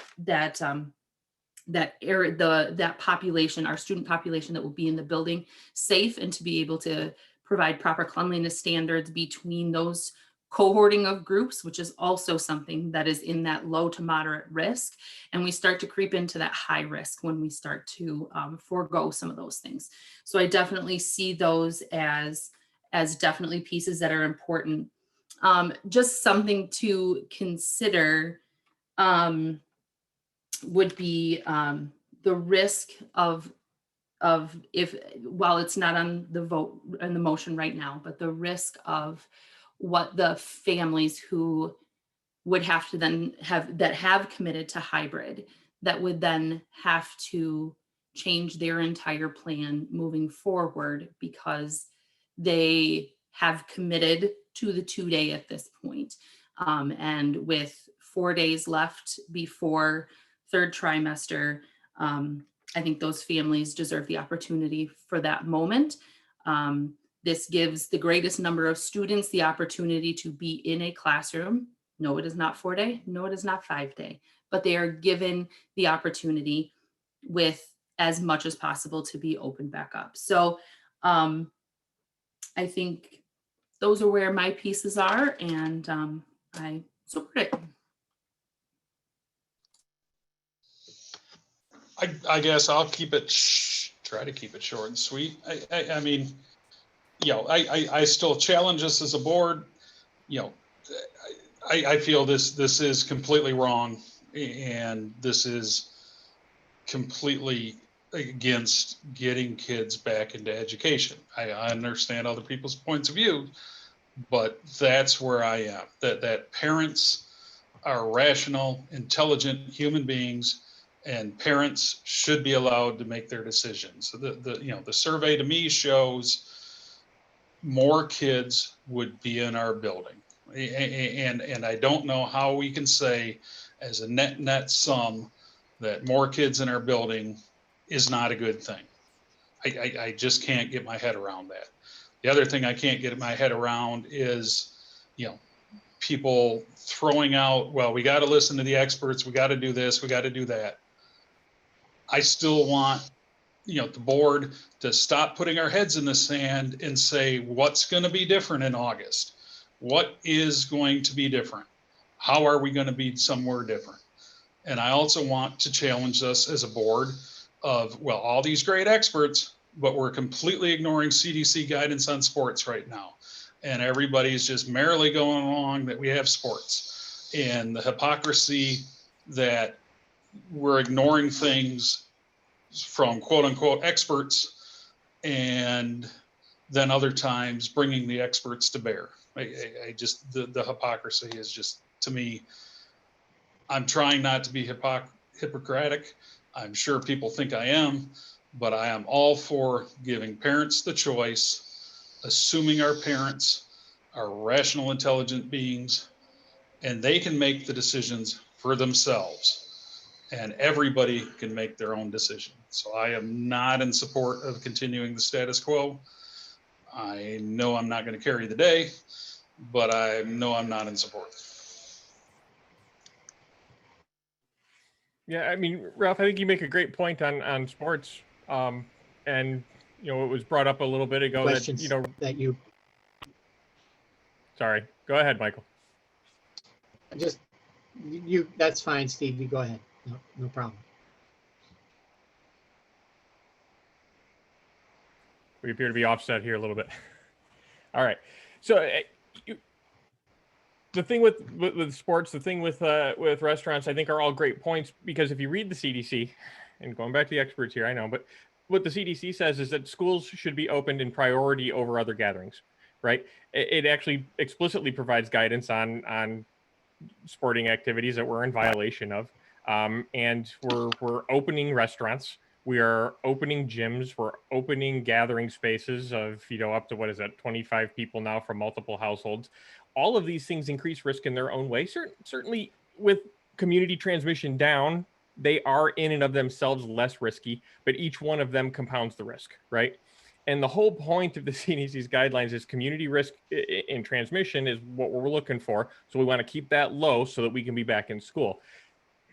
We're not doing well on that, right? Everything we do outside makes the return to school more risky. So it is a little bit backwards to me to argue, well, if we're opening restaurants and we're having sports, well, then we should have kids in classrooms. It doesn't work that way. The more things that you justify that on, you wind up just reopening everything, and you're not managing a balanced risk anymore. So we are in a rough spot on this. And I do want to point out as well, I think I had asked a question last week. I hadn't looked at the data if we were in yellow yet. And I got an answer that we were, but I actually looked back at the data, and even as of today, we're still in orange. We've not been in yellow. We plateaued over the last week. It looks like maybe over this weekend it dipped a little again. The Monday data is always a little goofy with the Sunday, Saturday in there too. But we're still orange. So, I mean, technically by the CDC guideline, we're not even in a spot yet to be talking about, the next steps beyond what we're currently doing. I don't think fundamentally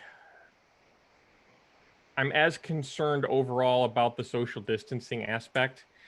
The thing that kills me in this is that there is no win-win, right? We stress and fuss over trying to find the right answer here that satisfies the most, and there isn't going to be one.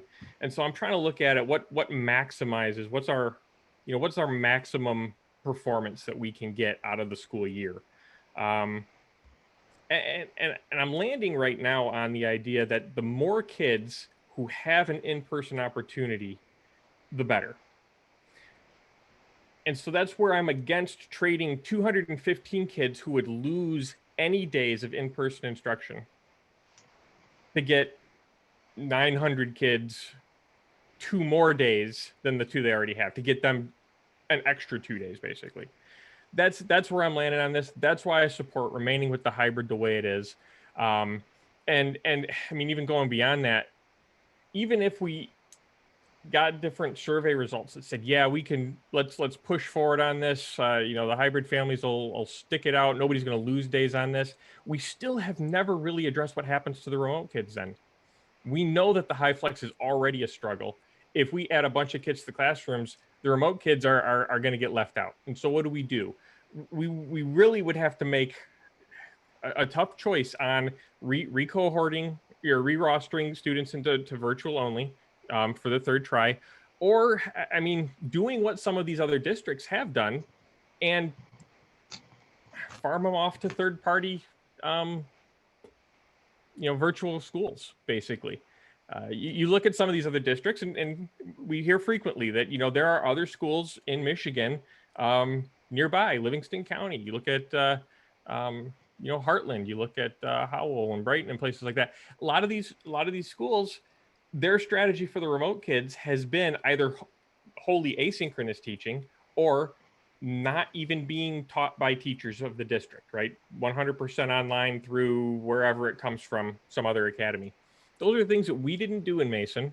Had I been on the board, last summer, I think I'd have supported that the same way. I think it's good that our students are, even our remote students, are in person or not in person, but live with actual Mason teachers, right? That's, I think, a fantastic benefit we're providing to them, a fantastic equity and educational opportunity that they're getting that peer students in other districts, I don't believe, are getting. So there's just so many complexities on this. You wrap them all together, and I think we're really, where we're at is the best place to be. It is a sustainable and manageable solution that gets us to the end of the year. And I would love to stop talking about this plan every month and start talking about August, and start talking about, if things don't get better and they look just like they are today, how do we do a better school year next year? That's going to take some planning. That's going to take a lot of some of the bigger ideas that have been raised, block scheduling and, other ideas that you can't just implement overnight, right? They need a lot of time and TLC to get them working. Let's start working on that now instead. Let's ride out this year and start working on next year with a plan in our pocket that if everything doesn't go well, we're ready to go. And with the hope then that everything does go well, we start September, August, like any other normal year. Fingers crossed, right? That's what I think we should be focusing on. That's why I'm in support of this and why I'll be voting in favor of it.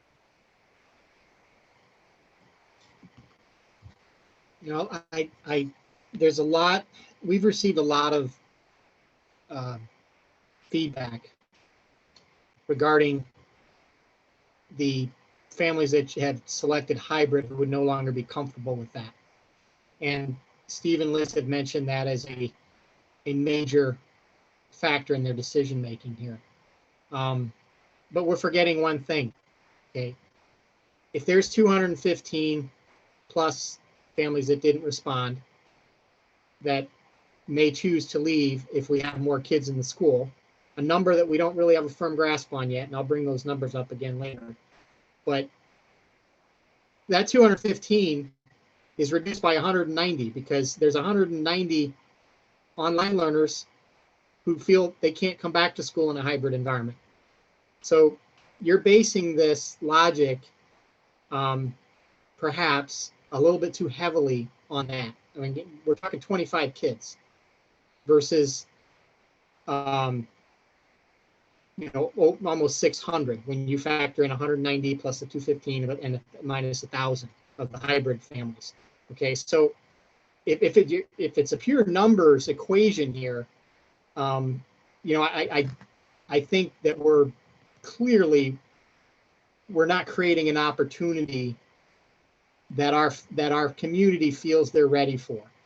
Okay, I also want to, I have received a lot of emails, okay? And I can't even keep up with them, frankly, the ones that are addressed to me. But the thing that strikes me the most, okay, and I read every single email very carefully, is the complexity and the diversity of, you know, the comments and the decision making and the logic that people put into these emails. No circumstance is the same. And I think that has tremendous impact on me in terms of making a decision here. We're trying to make decisions in an infinitely complex environment that we could simplify dramatically by allowing input from our families, by simply giving them an option, okay? And I recognize, I'll repeat, I recognize, and that is why I supported this survey data, is that there might be some families that are marginalized.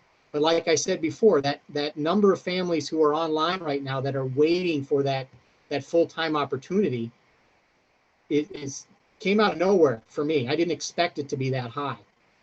And that's a significant number as well, particularly if we're going to rely on that 215 number as a, you know, as a metric. I think it's important to realize too, as a representative to the ISOA group, I do have an opportunity to interact with board members from other school districts. And it is important to note that each school district is pretty proud of the things that they've done. And I think that it wouldn't be fair to them to suggest that, you know, what we're doing here in Mason is so much better than everybody else, and that we're providing things for kids that other districts aren't.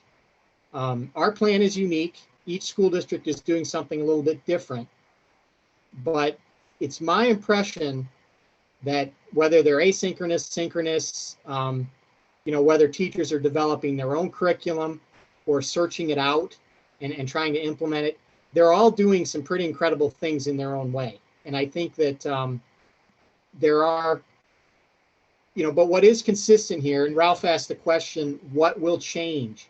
And I think there's a consistent answer for all our school districts, despite all the things that we're doing and all the different ways we're approaching this problem. I will mention some things that I know will change. I know that truancy and attendance problems will continue, and they'll probably exacerbate, you know, exponentially, have greater impact the more we head down this path. I know that academic achievement, where our kids are going to continue to fall behind.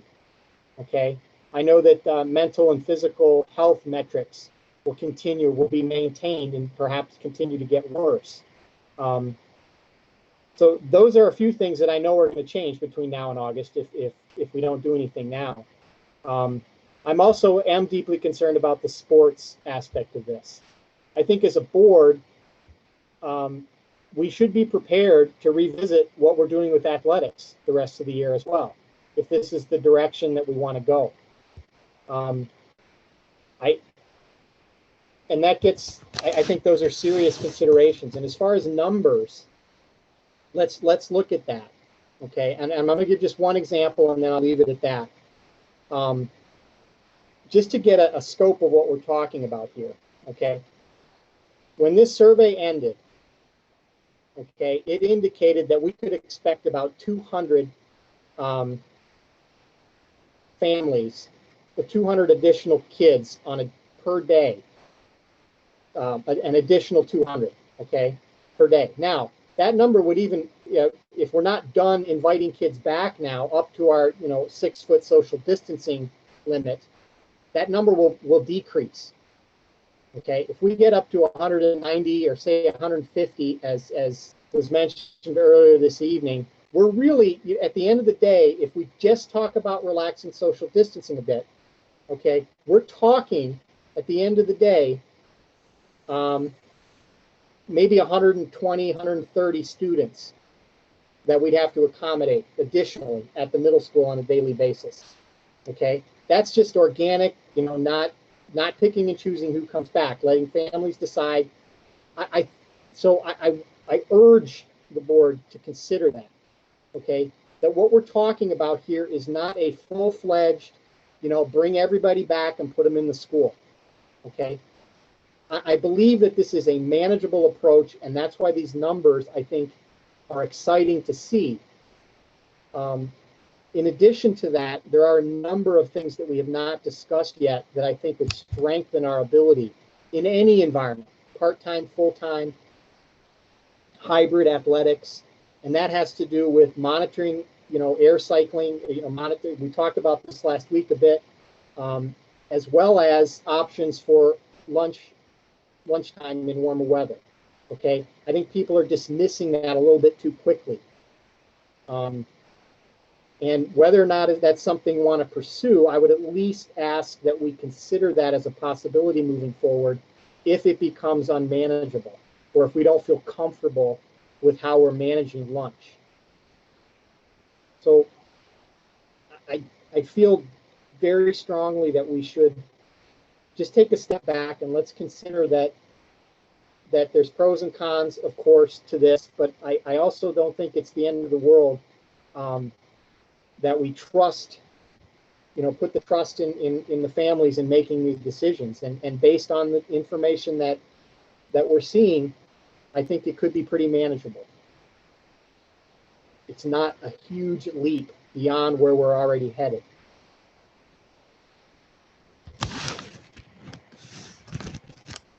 Hey, Michael, just a quick question on your numbers. You mentioned 120 back at the middle school, but as you do a little bit of cross-tabbing on the information that we got, I'm showing, and this is rough, and I welcome any corrections. I'm showing 264 people that would be wanting to switch from hybrid HyFlex to 4-day back in school. 264 at the middle school, 318 at the high school, 71 at the Harvey Center, 86 at Aladdin, 169 at North Aurelius, and 89 at Steele. So I'm just trying to sort through the numbers you mentioned. Also, I think, I'm sorry, go ahead. Yeah, I'll tell you how I got that. Okay, first of all, when we're talking about hybrid HyFlex, everything I'm talking about is the number of students, additional students in the school. Okay, so when I look at this and I see 264 of hybrid students at the middle school that would want to go full time, that means, because they're already in school 2 days a week, that only means 132 extra each day. Okay, 100 on average, and it would be inverse, but just say for average purposes that it's the blue and the red are equally interested in coming back. That would mean 132 additional kids on Monday and Thursday and 132 additional kids on Thursday and Friday. That's how you get the 264, because those kids have to be cut in half in terms of their impact on the daily number of kids. Okay, so that's number one. Number two, the same thing holds for children who want to leave hybrid. Okay, so that 57 in the middle school would actually only be about 30. Okay, and then the number of kids, obviously, if you're virtual returning, you count that full. So that's 52. That's how I come up with that number. So it's about 22 plus the 132 minus the 2 4-day students that would leave.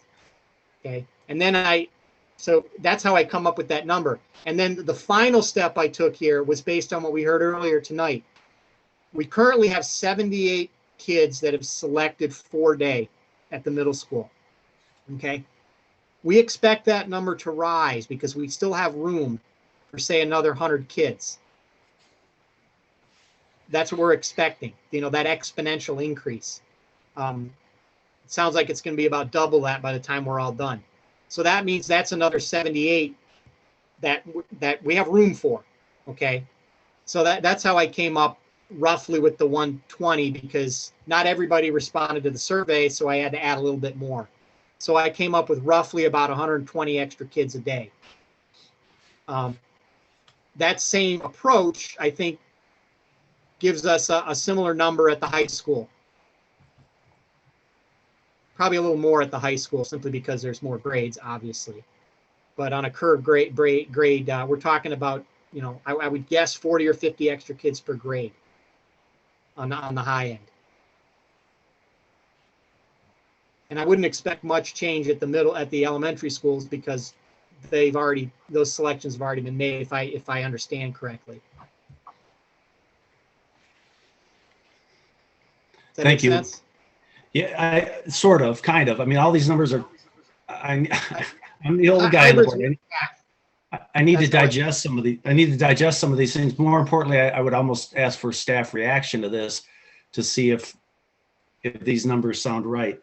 Where I'm going with this is we still have this big question of social distancing. And depending on who you talk to and whose email we receive, that's either makes no difference at all because that doesn't matter to the parents, or it makes a huge difference to parents. There's even some discrepancy on, is it 6 foot from CDC? And if it's less than 6 foot, then you've got certain things you need to do. Ensure means you're pretty much guaranteeing you need to do. And then you get into the state of Michigan, they're talking 3 feet.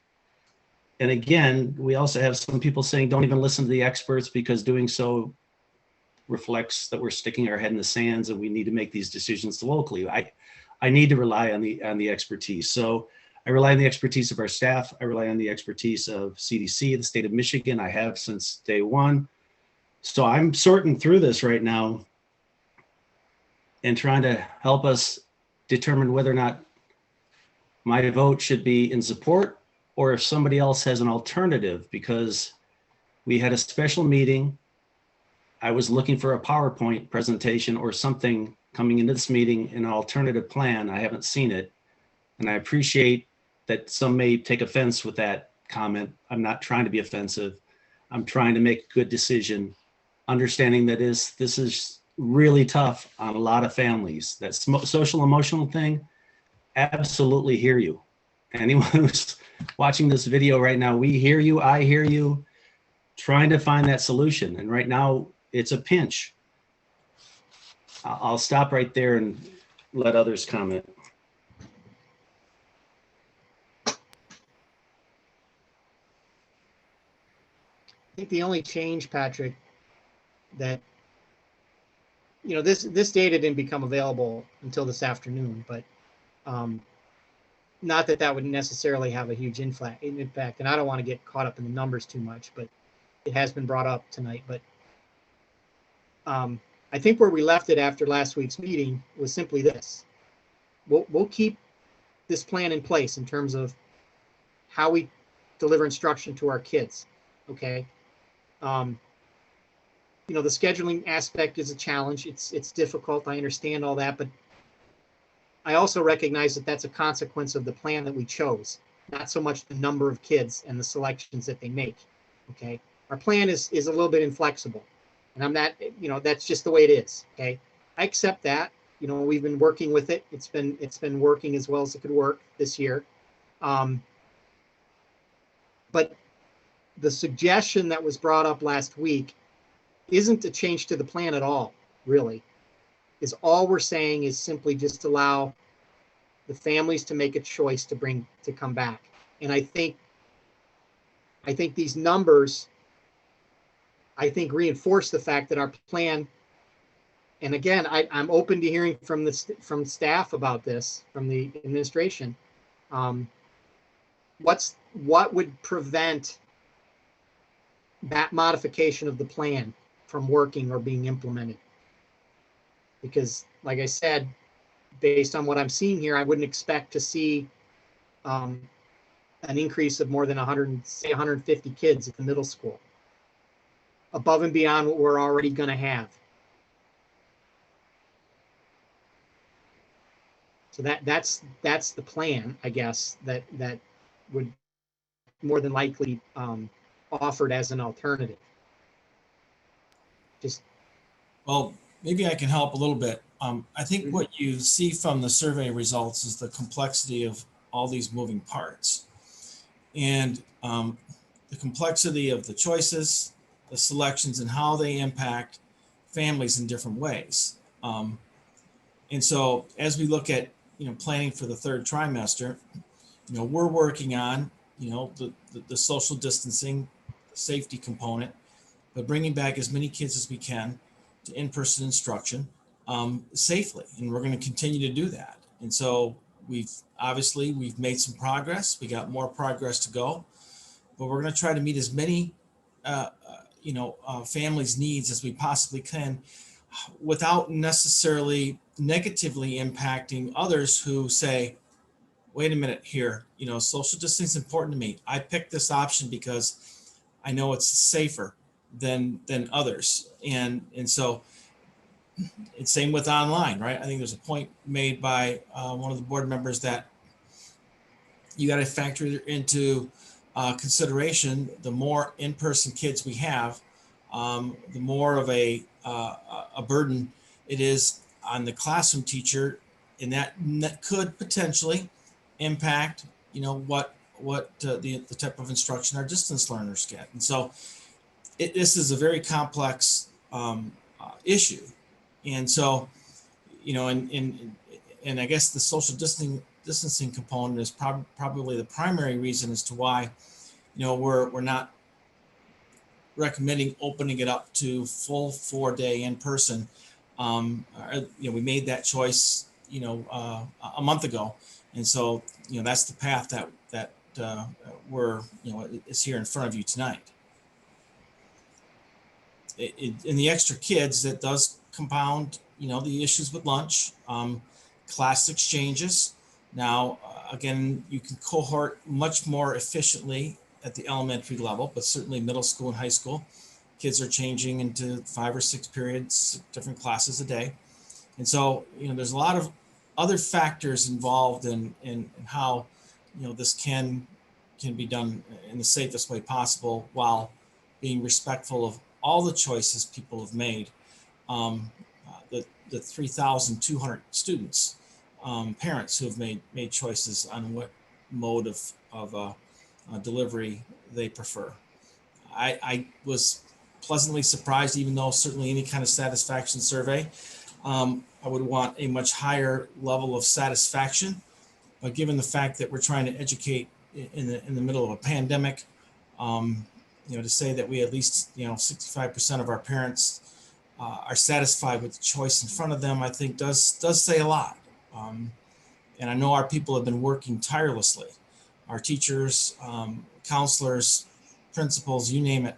All of our staff have been working very hard to provide as much in-person opportunities and certainly distance learning opportunities for all of our kids in as robust a fashion.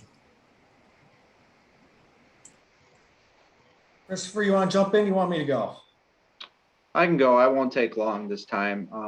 It still is my desire, certainly, to give as many parents as possible their first choice. And I think if we could find a way to allow as many as possible to come back to face-to-face, that would be great. I was surprised by the overall, yes, I am satisfied with my options for third trimester. That was higher than I anticipated. But I still don't think it's perfect. If I had my choice, for sure, I would get as many kids as possible back 4 or 5 days face-to-face. But knowing that that's not the recommendation of administration, and I'm hearing that we don't have votes for that, I still think that we should find ways to give our administrators some leeway when we get down to, well, we still have Johnny, and Johnny is in Mrs. Smith's class, but we just can't fit him back in that class because instead of 6 feet of social distance, it would be 5.5. So Johnny is going to have to stay remote. I'd like to give our administrators the leeway to get Johnny back in the classroom if that's best for that child. And right now we're telling them, sorry, when you get to 12, if that's your number, and 13 makes you at 5.5 feet instead of 6 feet, that 13th child cannot come back. I think we need to keep pushing to try to find a way to let every child that's deemed vulnerable or more at risk, or however you want to term it, I think we need to keep giving our staff the tools to let them do that. And if we tell them, sorry, in no way, shape, or form can you go under 6 feet, I think we're hamstringing them. I'm very impressed at the elementary level with the work that has gone into bringing as many kids back as possible. More kids than I expected have been invited.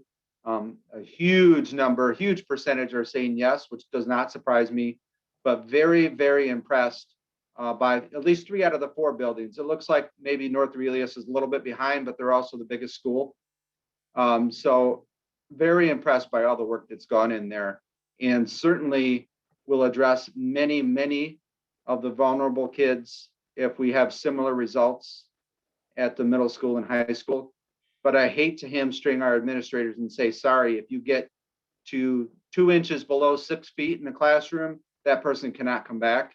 I really, really would like to try to find a way to let our administrators have that leeway to get that extra child in. If we really say that we're listening to CDC guidelines, we're not doing any sports right now. So these are guidelines. Obviously, we're not taking them as gospel. We're not saying whatever CDC says is what we do. It's kind of every different topic. We pick and choose which experts to listen to and which ones not to listen to. So we cannot use them as an excuse. We can use them as a factor for sure, but we've decided that sports are important enough that no matter what the CDC says, we're going to have sports because the state will allow us to have sports. CDC does not recommend that we have sports. Similarly, I think, I don't know. I think we need to give as many kids that opportunity as we possibly can. I agree with focusing that in on who we deem most vulnerable. And I encourage parents who think their kids are being left behind by this process to reach out to your building administrator, unless you have a different person you want them to reach out to, Ron, and just voice your concern if you think that that there are factors that maybe the school is not aware of. Maybe it's a mental health issue and not a performance issue. Maybe it's some other issue and your child's still getting decent grades, but they're suffering in other ways. I want to make sure we capture as many of those kids as possible. This is not what I wanted to do. My first choice is not to continue with this plan, but I think begrudgingly I'll end up supporting it because I see the effort at the elementary schools and I expect to see the same effort at the middle school and high school. But I do think we should empower our administrators to get as many kids back as we can. And to answer your question, Mr. Mumby, the building administrator would be the first point of contact for families out there. And I also want you to know that in a lot of conversations that that I hear, people are looking for ways. I mean, teachers are reaching out and talking to their building principals. They're having those conversations every single day. So I know one thing too, that the percentage is a little bit of a with the North Aurelius percentage. One thing that's a challenge to them is they have more in-person learners from the get-go. And so their ability to, bring back or offer purple is a little bit more of a challenge because they've got just more bodies in because more parents have selected in person there rather than distance. If I can just touch on one thing real quick.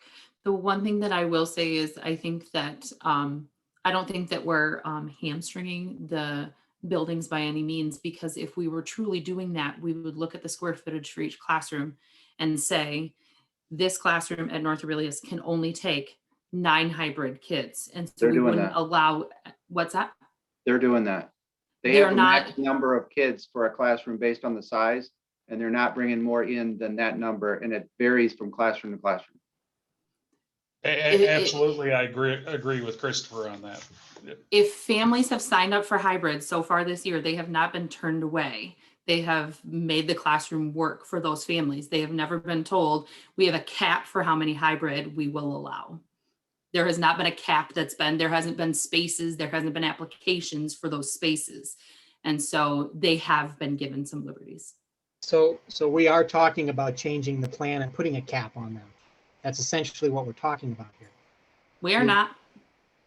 Yes, well, then what are we having this discussion for? Let's just allow families to make the choice and manage it. So either we are doing that or we're not. And if we're not doing that, that it is a cap. Yeah, there's a cap in every classroom. Maybe there Yeah, wasn't there's a because we cap had the right now. ability to schedule, but there's definitely a cap now for allowing kids to come back to 4 days based on square footage. Well, 4 days or 2 days. It doesn't matter. There's a cap of the number of kids in a classroom at any one time, based on the size of the classroom, whether that's Well, it's based on the size of the classroom and that performance criteria or mental health criteria, or whatever other criteria we're using. Well, and the percent size of the desks and how they can be arranged and how many feet apart they can be, and every classroom is different. So yes, they're basing all those things in. If we had more modular furniture and single, desk and chair, we could fit a couple more into some of these classrooms, but we're not because of the setup that we have. And we have some great new furniture, but it just wasn't designed for a pandemic. And so that's hamstringing us in some classrooms. I know a few classrooms where we want to get one more child in, but space-wise, we can't do it right now. And I know the administrators are looking and working at it, but they've said, no, we cannot fit this child back in this classroom because one more, we can't be 6 feet apart. So they may look at Learning Lab, or they may look at, well, do you want to re-roster to another classroom where we could fit Johnny? But they're not going over that right now. And I'd love to give just that flexibility. It sounds like Ron said, we're taking every possible opportunity to accommodate. But I do know that in some cases, if that max is 12 for Mrs. Rigdon's class, she's not going to have more than 12. Correct. And I think we also, if we are giving the administration this guidance that, yes, hard caps are hard caps, and this is where we're at, how do we fit the whole evaluation into this? Because, as a school board, we're still responsible for the education of these children. And whether it's next week or next month or next year, we're going to be looking at how did Mason perform compared to other surrounding districts? How did we get, where did we get? And so I think, Christopher, if you can think of some sort of amendment or, friendly amendment to the motion, that yes, we have to, if we're going to expect results, we have to give them the freedom to say 5.5 or 5 is okay. I don't know how to amend it. And I want it to be only in cases where that's the only way we could get a student back. I want to respect those folks that say social distancing is important to me. And I think in the vast majority of cases, we can still get that 6 feet. We know middle school and high school, those kids aren't staying 6 feet apart in the hallways. My kid tells me that the cafeteria lunch tables are pretty spaced out, 3 per table. So they got the 6 feet down, but they also have their mask off. But in the hallway, you can't stay 6 feet apart from every other kid and make it from class A to B. There's no way. So we know that's not happening. It's not 15 minutes sustained, but they're certainly within inches of multiple kids as they're changing. We know that that's happening now. So I don't know that it would carry anyway, but certainly I would love to just tweak.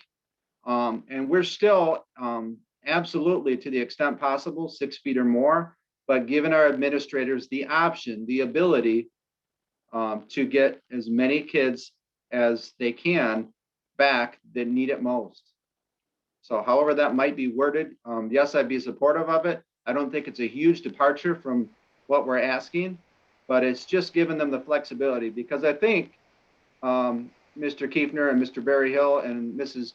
Barnum, Mr. Prelsnick, Mr. Dufresne, and Mrs. Vandekar, and Mr. Delbridge all think that if they get below 6 feet, then they can't let that kid back in the classroom, based on what we've told them. And I'd love them to be able to make exceptions to go just under that 6 feet if they feel they have to, if that's the best thing for this child. It's still not going to give a bunch of people what they really want, which is 4 or 5 days, but it may help some more of that most vulnerable group, however it's defined.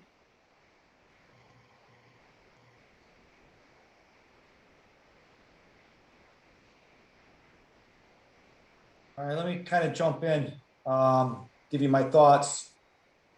I am supporting the current motion as it is.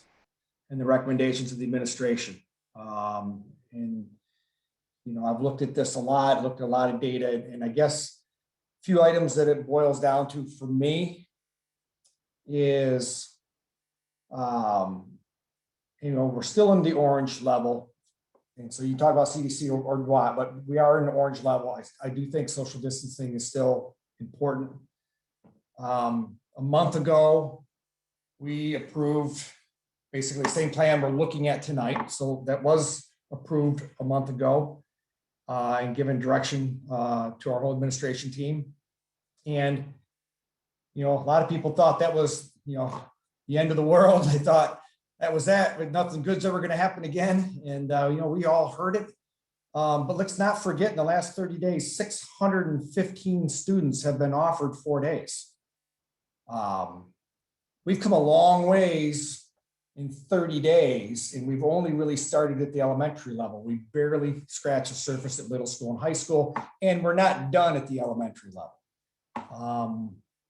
And so to say we've got 615 students who are about ready to start 4 days a week next Monday, I think is tremendous progress. And we're just finally starting to learn what space we do have left or don't have left by classrooms in elementary. We're not there yet at middle school and high school, but over the next 2 or 3 weeks, we'll see tremendous progress made on that number. And so it's just to say that, you know, a month ago we said hybrid and that was it. It was 2 days a week the rest of the year.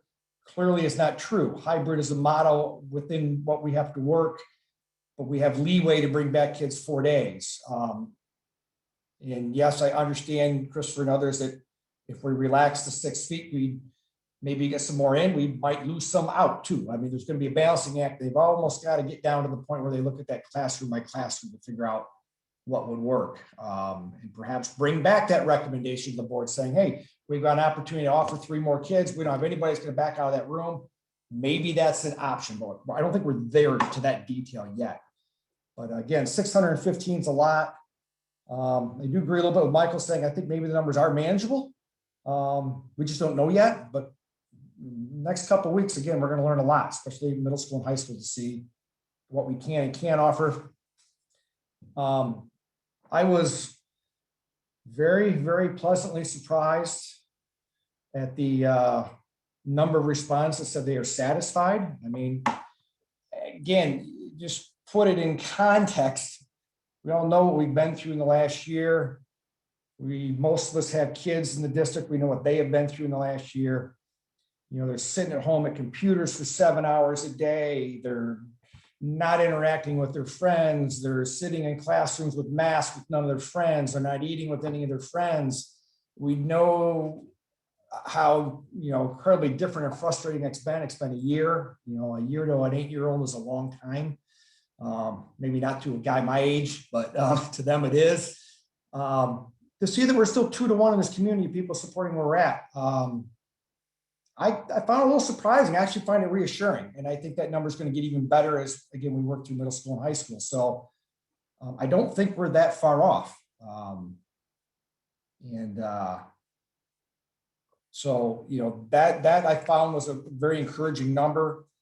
You know, I put, yeah, I know everybody looks at this different. I put a lot of weight myself on giving more weight to more actual students getting face-to-face than more students getting more face-to-face, if that makes sense. You know, it is nice for the kids that can go to 2 to 4 days, but the kids that get pushed from 2 back to none is devastating at this point. And I can't make a decision that's going to make that happen. We need to find different solutions and give them every opportunity to be in a classroom. You know, I'm also well aware of if we just blew up the whole plan, what just unbelievable disruption that would be. So to continue to work the plan that we have with the ultimate intent of bringing back every single student possible and finding every single way to make that happen. And I know the administration is doing that. We wouldn't have added 615 kids if that hadn't happened. You know, I've been in the schools. I've taken a couple hours and I've been in Harvey and looked at the kids and what they're doing in there and the teachers. I've been to Steele. and walk the classrooms and see what's happening in there. I spent some time today at the high school, walking around and just seeing, what's it like? And it's not the same. I mean, it's one of the most interesting numbers in this survey to me was the fact that 190 people that were remote didn't want to go 2 days a week because that wasn't important enough to choose 2 days a week.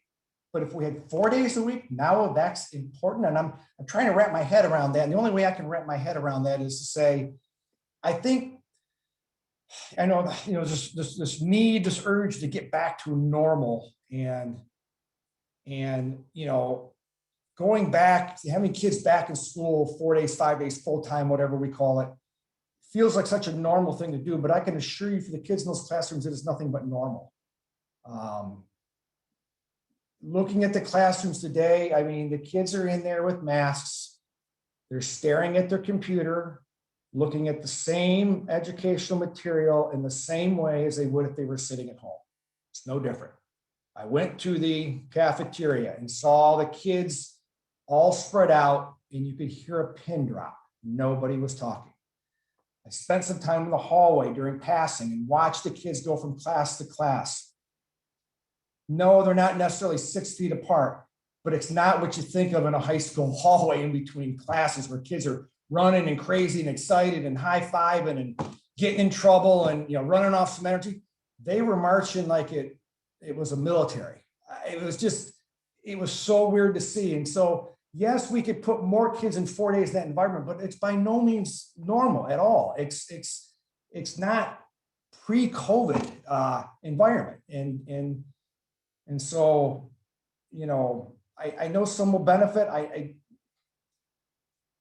And some will walk away from it. I mean, that's why a lot of kids walked away from the hybrid back to remote. We had a lot of kids leave hybrid and go back to remote. Why?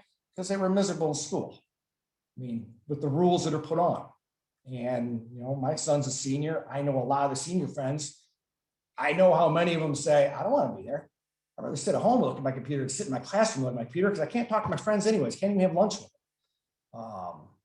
So I think there's, from getting this concept of getting back to normal, I think it's maybe overemphasized because it's just not normal. So, I looked at the furniture. I'm well aware of the furniture issues. I looked at some of the classrooms today as I walked through them, and the ones that have one person little desks are a whole lot easier to make work than the ones that have tables, and these tables aren't even like big rectangles. They're trapezoidal. How do you get 2 kids at one table, and the tables take up more room than the kids need to? There's so many little challenges that I look at where we're at in the hybrid plan we have, and I look how far we've come in 30 days. I look how hard the teachers and the administration are working, how many kids have been able to get back. I know we have a long ways to go, and I believe in this plan we will get there.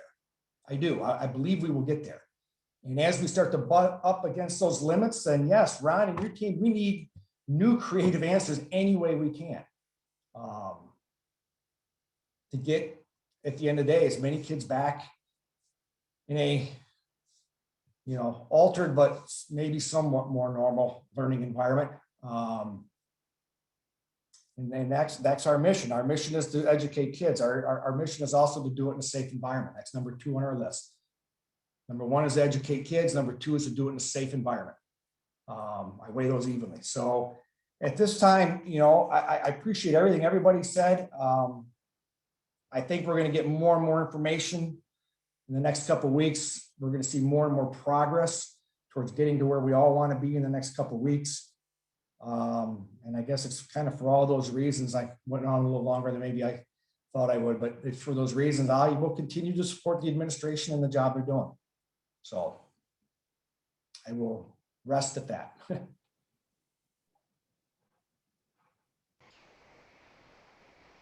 Anybody else? Me to do? Oh, sorry. Anybody else before I call a vote?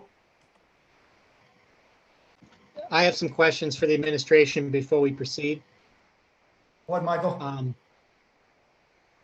Ron, what are truancy rates this year relative to last year? Do we have that information? We're working on putting those numbers together. And it's surprising. Some are in some buildings it's slightly higher, in others it's slightly less. But we can get that information to the board here in the next couple days once we get that all buttoned up. You got truancy rates, you probably also have a big advantage of a lot less sick days for kids this year. Kids are not getting sick, getting flu and having to stay out of class. So there's some advantages there too. And we do, obviously you also get the one-to-one communication reports every month. So that's as well a good guide, but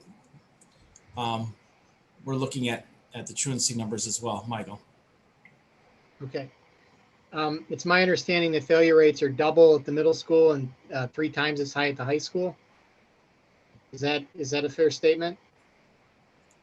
One that we shared back in, that's at the end of the first try. That would have been maybe November, December. I think they're reversed of what Michael just said, but yeah, that was first try results. And I think it was maybe triple at the middle school and double at the high school. When you looked at, was it total D's in the? That was the number of students who had one or more failing class. So not the total number of E's or no credit, but just the, every student that had at least one failing class or more.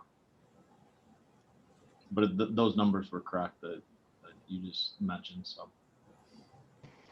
And then we often talk too about the FaceTime that we're offering our kids. By my calculation, in a perfect situation,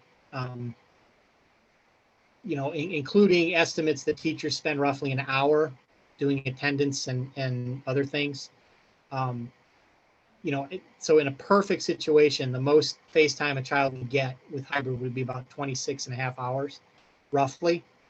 I was curious how we are able to determine attendance and how that affects, our estimates on FaceTime with the kids. I mean, we really don't have a means of determining that. I mean, for all we know, kids could be, half that amount of time where they're actually in front of the camera listening to a teacher with this model. Is that fair to say?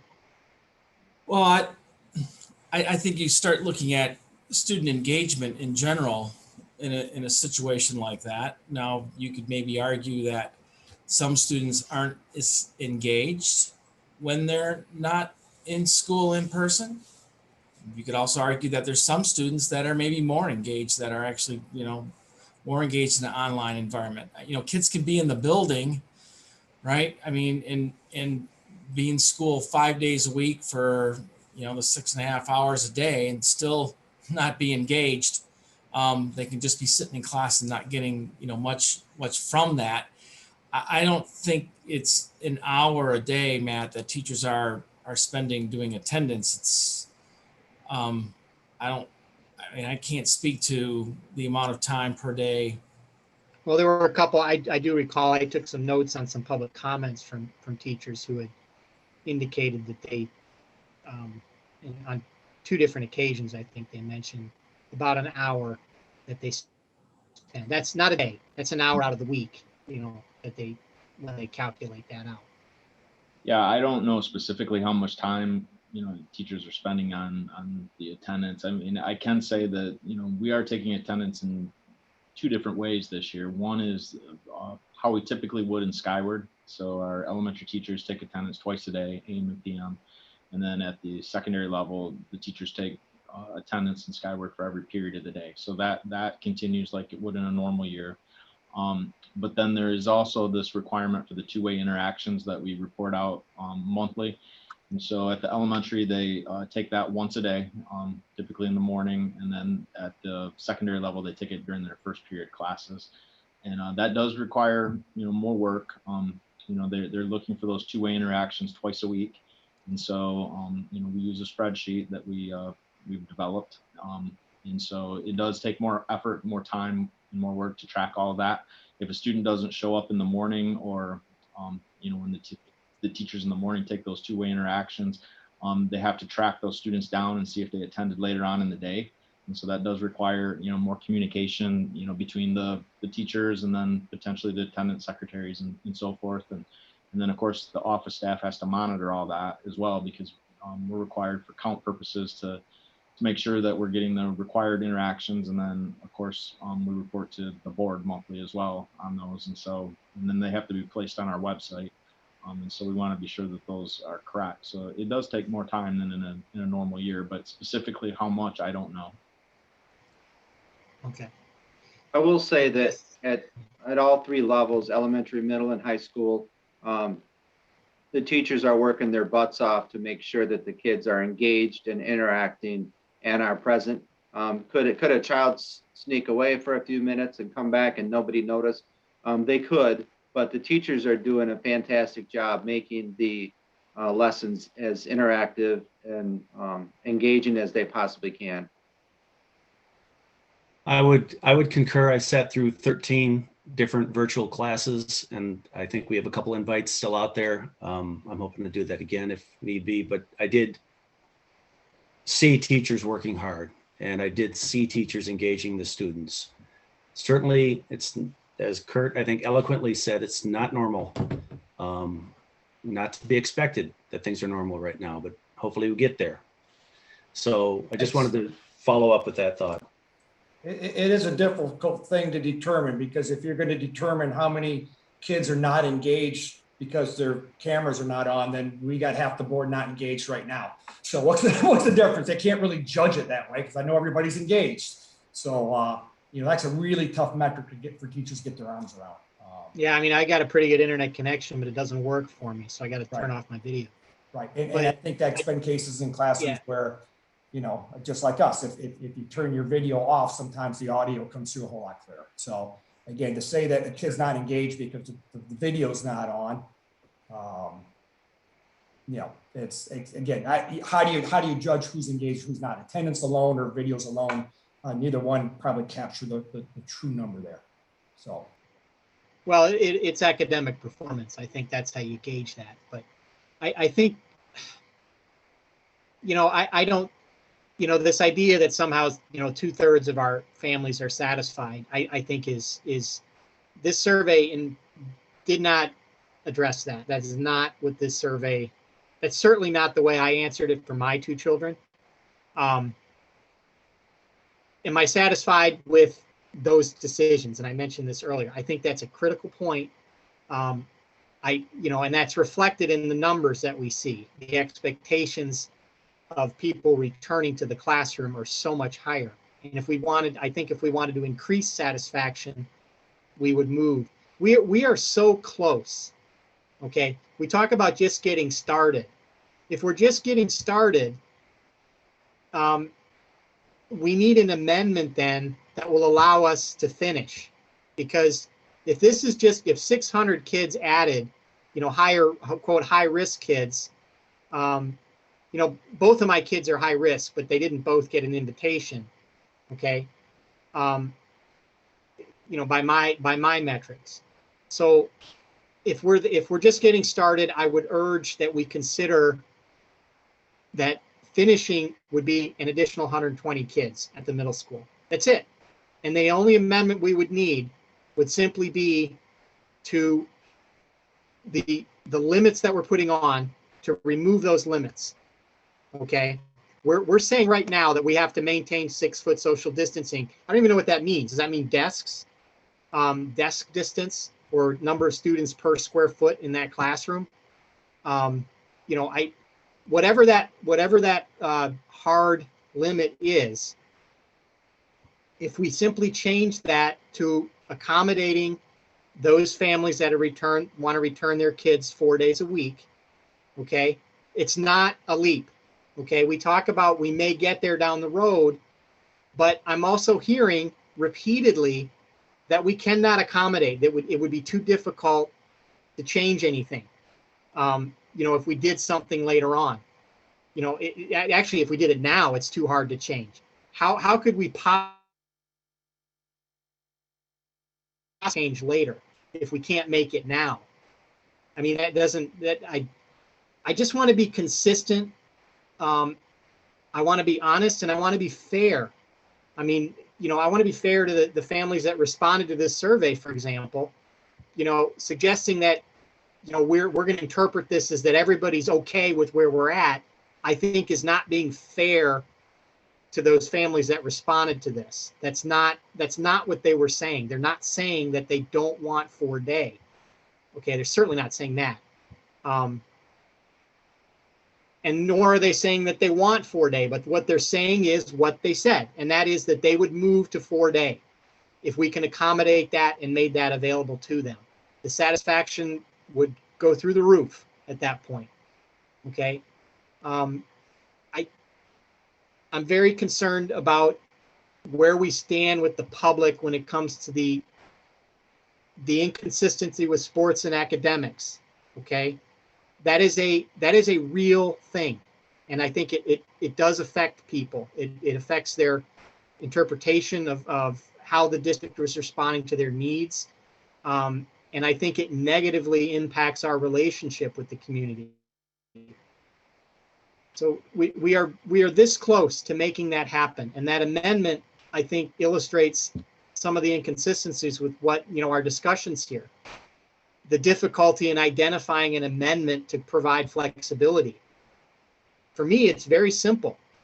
Let's amend this so that we have some flexibility to reduce the social distancing requirement to accommodate those parents that want to return their students to 4 days a week. We're not even talking 5 days, which many schools are doing.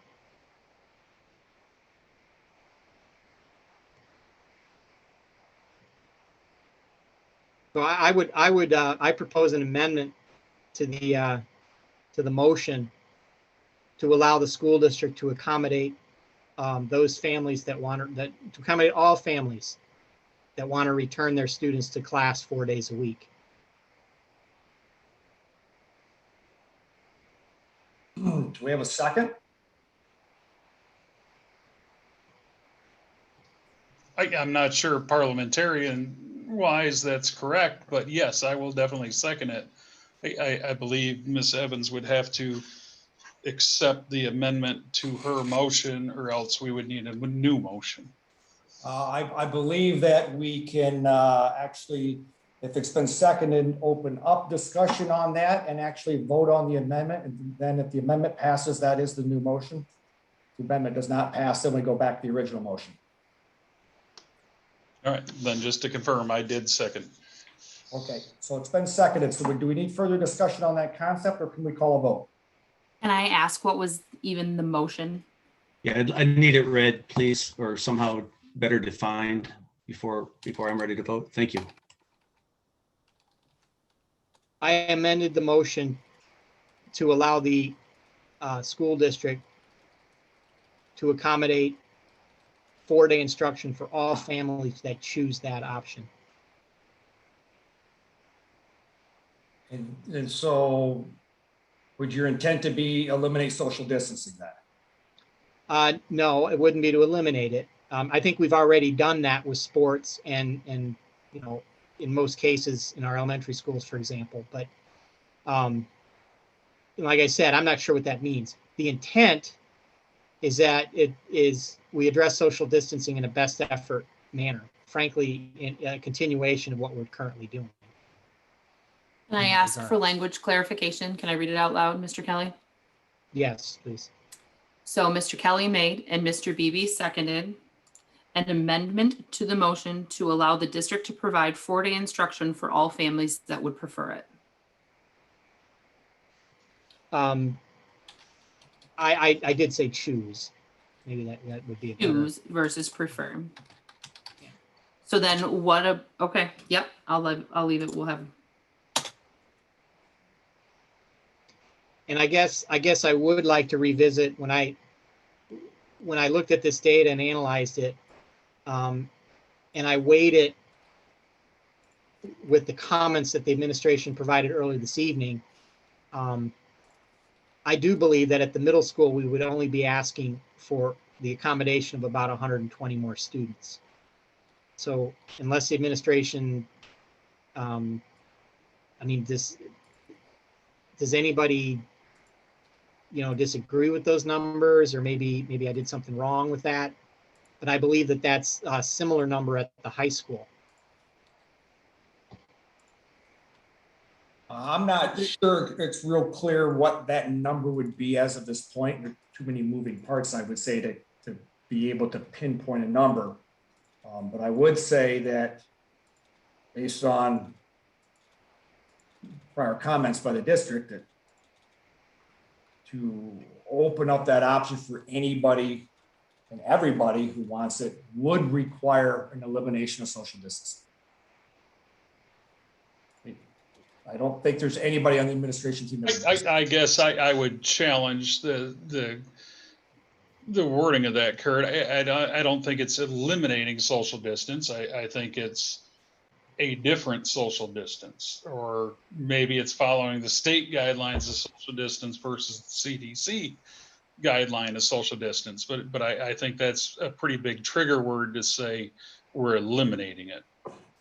So I'm going to argue a point here. If we are going to open this to all families that choose it, then we completely have disregarded the survey. We've completely disregarded the last plan, and we've completely disregarded the district's plan to have a 2-day, because if those families did it, this turns into a 4-day system. And those families, that 215 that were going to remain, are going to go back. Like that's the fact that we know. So now we've alienated that population. So we're now not talking about giving opportunity for face-to-face for as many students. Now we're talking about those that want 4-day, to give them the 4-day opportunity. So I completely do not support this Liz, amendment. but remember that 190 families said that they needed the 4-day to come back from full-time online. That, okay. You're talking about 25, plus a bit more. Okay. You're talking less than 50 kids total. With what Your you just amendment said. says anyone who chooses it, you open up the gate. You're opening No. it up that anyone who chooses it now can choose 4-day. So those That's correct. families, That's correct. who only are comfortable with 2-day are pushed off to the side. You don't. But what matter, about the ones that are because it doesn't comfortable with- matter. But what about the ones? They have 2-day face-to-face. They have it. That's but the they don't- they affordability chose that we're not giving to. right now. There's 190 kids in our survey. That's almost the same number that you pointed out, that are in full-time online right now, that hybrid didn't work for them.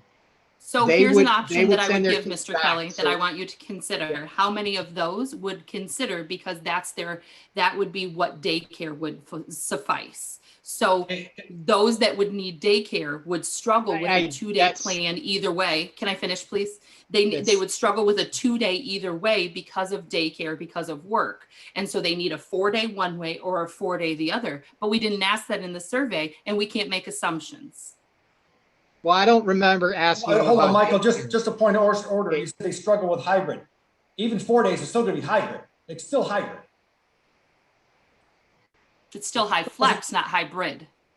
Or high flex. It's Those still- are two different things. High Yes. flex is a delivery model. Hybrid is a Right. structure for your school day. Those And are I two believe different things. they struggled with the high flex, which would still be in place. Correct. But you put this amendment in there, you open the floodgates for 4-day. And so the 2 days off the table, and what the district is recommending is off the table, as well as social distancing. Okay, Yeah. well, I do think that we could still offer 2-day for those families, and I had mentioned that earlier. But We've talked about being that as said, an option. You can't have all that- of those. I understand exactly. You call it floodgates. I simply call it the choice. And the choice, I think we have a much better handle on that this week than we did last week. Okay. The whole point of this was, remember, to get an understanding. Okay, we can focus on I hate throwing these numbers and making this a numbers game, because it's about meeting the needs of each family. Okay. And providing that opportunity. But the argument that the 215 that are going to leave because the new model wouldn't work for them, you can't emphasize just that and then ignore the fact that this plan would accommodate nearly the same number of students, allow them to return, to go from 0 face time, 0 in classroom to full-time, to any full-time. I think that is equally as important to those students and those families as the impact may be on the hybrid families leaving.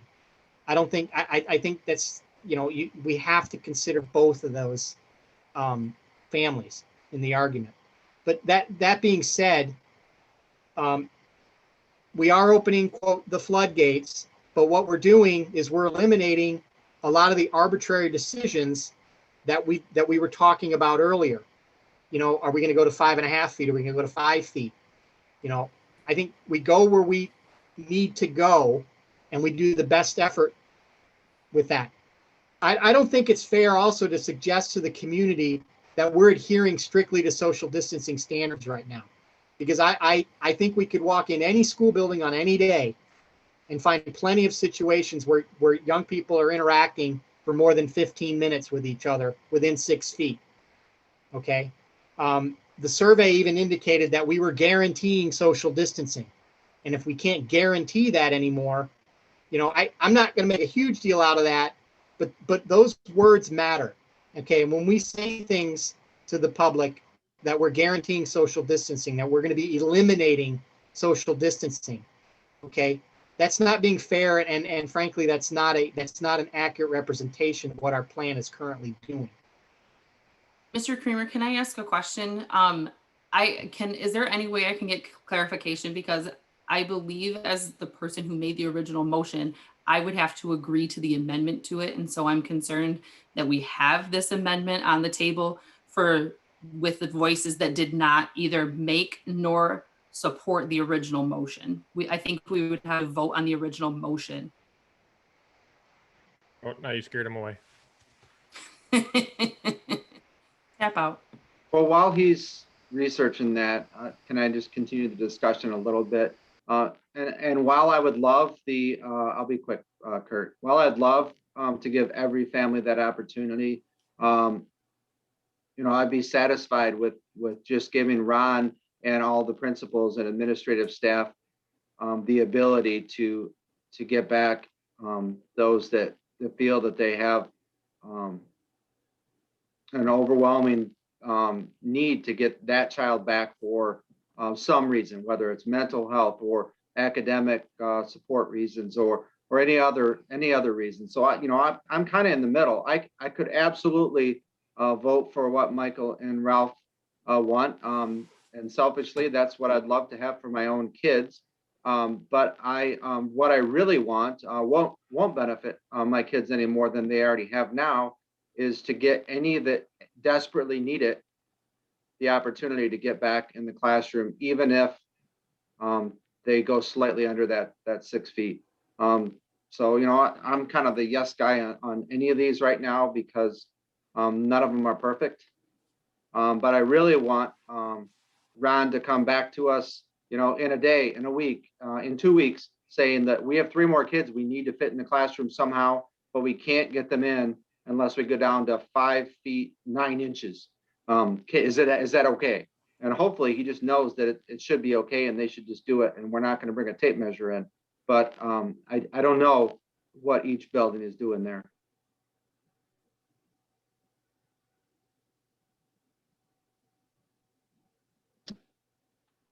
Looking at the Roberts Rule of Order that I just looked at, it does say anybody can make a motion to amend the motion as long as it's seconded, debated, voted on. This is just heartbreaking to me that we're going to say to some families that, no, your kid's not important enough for us, doesn't meet our criteria, so we can't accept them back. But you're also, I could argue the same thing, that in February, we asked these families to make a decision, and they made a decision. And so that same decision then could also have repercussions on the families that gave the 2-day an option. And now if we do open the doors for this 4-day for families that, quote, choose it, that would not permit social distancing. It would not permit any of those safety mitigations that are required for the low to moderate risk. We are now in a high risk situation, even with vaccinated teachers. And so you have families now that were going to be in the buildings for the first time in a year, literally 5 days from a year from now. And now you're taking that away from them. So rather than give people the 4-day, you have an opportunity to open the door for more for 2-day, and then the schools to do their work to get more kids in. Okay, I'm going to add something that's just a little bit different because we've talked about this numbers for quite a bit now. I can't support this in its current form because allowing any and all comers for the 4-day without a plan for how we manage the impact of that on the remote learners is unacceptable. It has to come part and parcel with a solution there, and because one's not offered, I feel we would be basically cutting them loose for the sake of the 4-day, and that's not acceptable to me. So I will not support the amendment to the motion. You know, my whole understanding of our instructional delivery plan is a large portion of the problems we're experiencing with the scheduling and the modification of bringing more kids in is because we've already created a lot of online only classes where teachers can focus exclusively on those online students. And I've mentioned this in the past. From day one, I was never a big fan of synchronous learning, okay? And as was mentioned earlier this evening, there's a reason why you don't see it all over the place. And I've not seen it in 20 years in online learning. You don't see it very often, okay? Because it's not an adequate replacement. Moving forward, if we implemented strategies that minimize the number of teachers that had to manage both online and in the classroom students, I mean, I would be all for that without any question.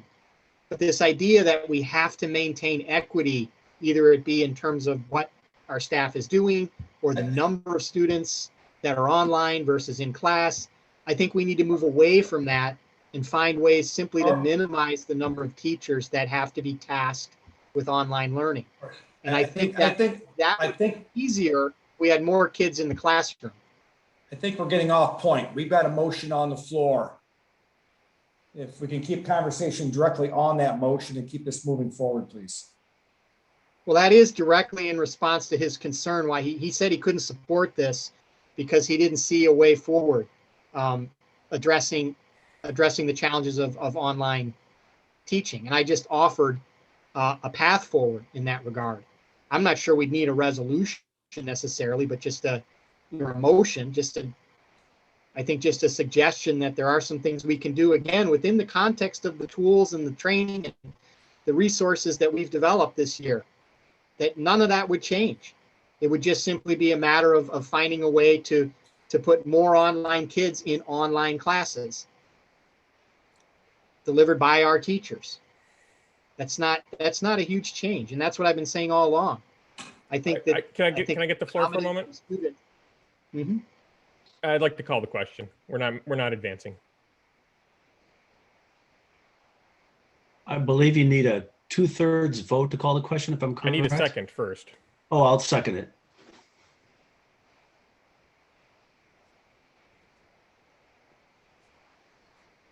And then we need 2/3 vote, right?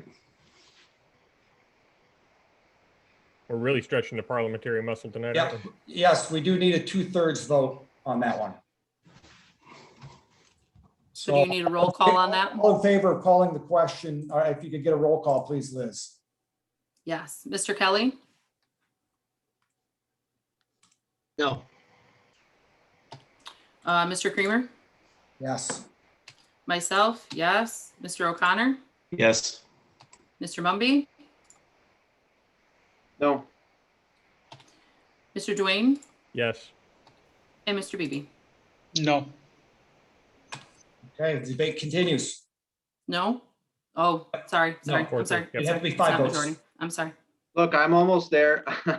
Ron, if we end up where I'm quite sure we'll end up, which is continuing with the same plan, can you report to us with some level of frequency the number of requests per building that we're unable to accommodate given the current parameters, so that we know how many requests we're turning away so that we can consider any updates to the plan going forward. Yeah, most definitely. We can certainly, update the board as we move forward. And just a reminder, we haven't even started the third trimester yet. That won't start until the 15th of March. And we also have a lot of data for you to work off of now, because you know how people responded on, do they prefer to be back in class or would they walk away from the classroom? So you know who's in each classroom and kind of the makeup. So that's got to help a bit. But are we, I guess where I'm still, looking for somewhere to, bridge Christopher and myself and Michael, to say that, we've offered people the ability to come back. Again, we're only offering up to a hard cap. So, and yes, the people that are listening to this board meeting might say, gee, maybe I should whine a little bit and maybe Johnny will get back. But we have no guidance to the administration whatsoever on saying, let's try to incorporate these people. Besides, again, them asking, there's been no instant alert. There's been no guidance. If you're crashing and burning, let us know. And maybe there has been, and maybe I missed that, but that's not what we asked in the survey. That's not what we're talking. We talked building principals, looking room by room up to a hard cap and saying, I can invite 2 more kids into this classroom. Here's my list of 160 at-risk kids. Okay, I can pick these 2 off the list. That's all we're doing right now. So I think we need to meet somewhere in the middle and get some guidance. And yes, let's stick all of us to the fire that we are violating these guidelines already. We are allowing sports to continue in our schools against these guidelines. And by God, we're a bunch of hypocritical people and our kids are doing stuff, whatever, but we are violating CDC guidelines with sports. We are not saying we're going to open up the doors to everybody who, and maybe that's the compromise. Maybe we don't say the word desires. Maybe we say the word needs. We will open it up to all parents that feel they need to have their kids back in school. What's wrong with changing the word, want, desire, or whatever to the word need? And again, throw this on the parents. I need my kid in school. I do want to add just 2 things. One is the work of the elementary buildings in identifying students to offer the purple plan to. Obviously, you did see the slide earlier in the presentation as far as the criteria, but it was based on a lot of conversation at parent-teacher conferences in February. We had 2 days of parent-teacher conferences for grades K-5. And so, that created a lot of discussion. And of course, there's ongoing discussion with teacher and student and principal in all of our buildings. So that did happen. And I think that was an event, I guess, that we can certainly pinpoint as far as that dialogue happening. Another thing too, I know there's a comment made about, the social distancing that is currently going on in the building. And in my travels and the conversations with principals, we're seeing that happen. I mean, there's social distancing is happening right now because we do have the space for it, and we are looking. I mean, there's ways we can accommodate additional desks or table dividers. We've talked about that. We've also looked at adding additional staff. That's not off the table. We're actually we did that already at the kindergarten level, and we're looking to potentially add another teacher there as well. So we are looking at as many options as we can. Learning labs could be valuable at the secondary level because, with a kid with 5 classes, right? If it doesn't work for 1 or 2 class periods, that student could jump into a learning lab during that time. So we are looking for as many options as we can to, right? Improve that satisfaction survey. I mean, we certainly want to do that. but stay within, the recommended social distancing guidance.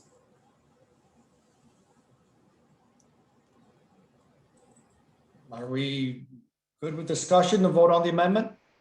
Well, I just want to remind, just follow up with Ralph there, that the motion on the amendment was to provide some guidelines. Okay, if we don't make a amendment to the original motion and then pass the original motion, we're basically not allowing the district to do anything regarding accommodating more students. Okay, there will be no guidelines for that. I mean, Mr. Kelly, we'll can have I to stick ask what strictly- guidelines are in your amendment? I'm not Yeah. asking you to change my amendment. I'm just saying, I'm just But your laying out. amendment what doesn't the- have guidelines. It just says 4-day for those that choose it. Yeah, what I'm reading is the amendment is to allow district to provide 4-day instruction for families to choose that option. But I'm not hearing any guidelines. I'm not hearing anything about. It's not guidelines, it's that just is- changing to 4-day. No, the I'm not- guideline is the choice. The guideline is what Ralph pointed out, was the choice or the need. That's the guideline. If they determine that their child needs it, that's the guideline. Mr. Kelly, the motion doesn't say need, it says choose, and it doesn't say that there what I'm is district contrasting discussion that about with- it. It just says, so are you I know what it making, are you, says. I understand. are you needing to make I an got it. amendment again then, or are you leaving it as is? The amendment, the purpose of allowing parents to choose, okay, is because that in and of itself is the guideline that we're going to use. If we, in the absence of that, and we pass your original motion, okay, nothing will change. There'll be no opportunity for the school district to accommodate any more than, say, the 170 It or will 180. be less than the 2-day. That's it. Okay. The number of To bring students them that will back be 4 days. serviced by a 4-day will be less than the 2-day because there were more that were coming back with a 2-day hybrid option. So it will be less students in total. Liz, we're not talking that. We're talking simply giving the administration the cover and the direction that we've already been providing, that they can go over this clear cut, this is the COVID learning plan, period. But this amendment says to provide 4-day instructions for families that choose it. That's all this amendment says. Yeah, but you're saying, okay, you keep bringing that number up again. You're talking about 25 net 25 students. Okay, I don't want to. I'm talking about the effect on 215 students. Minus the 190 that see this as an opportunity to get their kids back in school from full time online. Do you know the reasons why they chose that? No, I do not. But it's just as likely daycare as it is, like, you know, maybe I can't find a job where I work 3 days a week. And if I want to go back to work, maybe there's a logistical problem. But whatever that problem But is. those students would be serviced by a 4-day. We didn't ask about it. We can't make assumptions about it. I don't know why 215 said that they can't accommodate 4-day. I mean, I don't know why they chose that either. Okay, there's a lot of assumptions. But that's not even the point here. Okay, you're discounting the 600, the net 600 families that would choose to go 4-day. Okay, 5. It's actually over 900. Okay, you can't discount them either. All right. So is all I'm saying, to Ralph's point, my purpose of this amendment is to provide some metric for the district to use to move past the 6-foot social distancing rule if it's necessary to do so. No one else has offered an alternative to that. And in response to Steve's concerns regarding online, the equity issue, you know, I've mentioned numerous times to the board and the administration that we should be maximizing the number of kids that are in online only classes if that's the direction we're taking. It makes total sense then to maximize that and minimize the high flex, you know, simultaneous synchronous learning that other teachers have to do. Okay. That's my solution, potential solution. I'm not hearing anything else from anybody else, but we're providing some metrics for the districts to utilize. Okay, that's what this amendment is. But And but I I'm can't not, think of a simpler, I'm not easier one. hearing any metrics in this motion though. I mean, I'm, Well, the motion at this point stands as is. Are we ready to call a vote? The metric is the choice. That's my point. That's the We've got- choice. so- If the So we big have a league metric. chooses, Are we ready to vote? then that's the metric.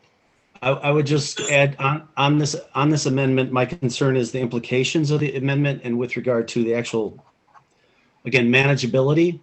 And that's something I've talked about since July. How does the district manage this? And also the social distancing.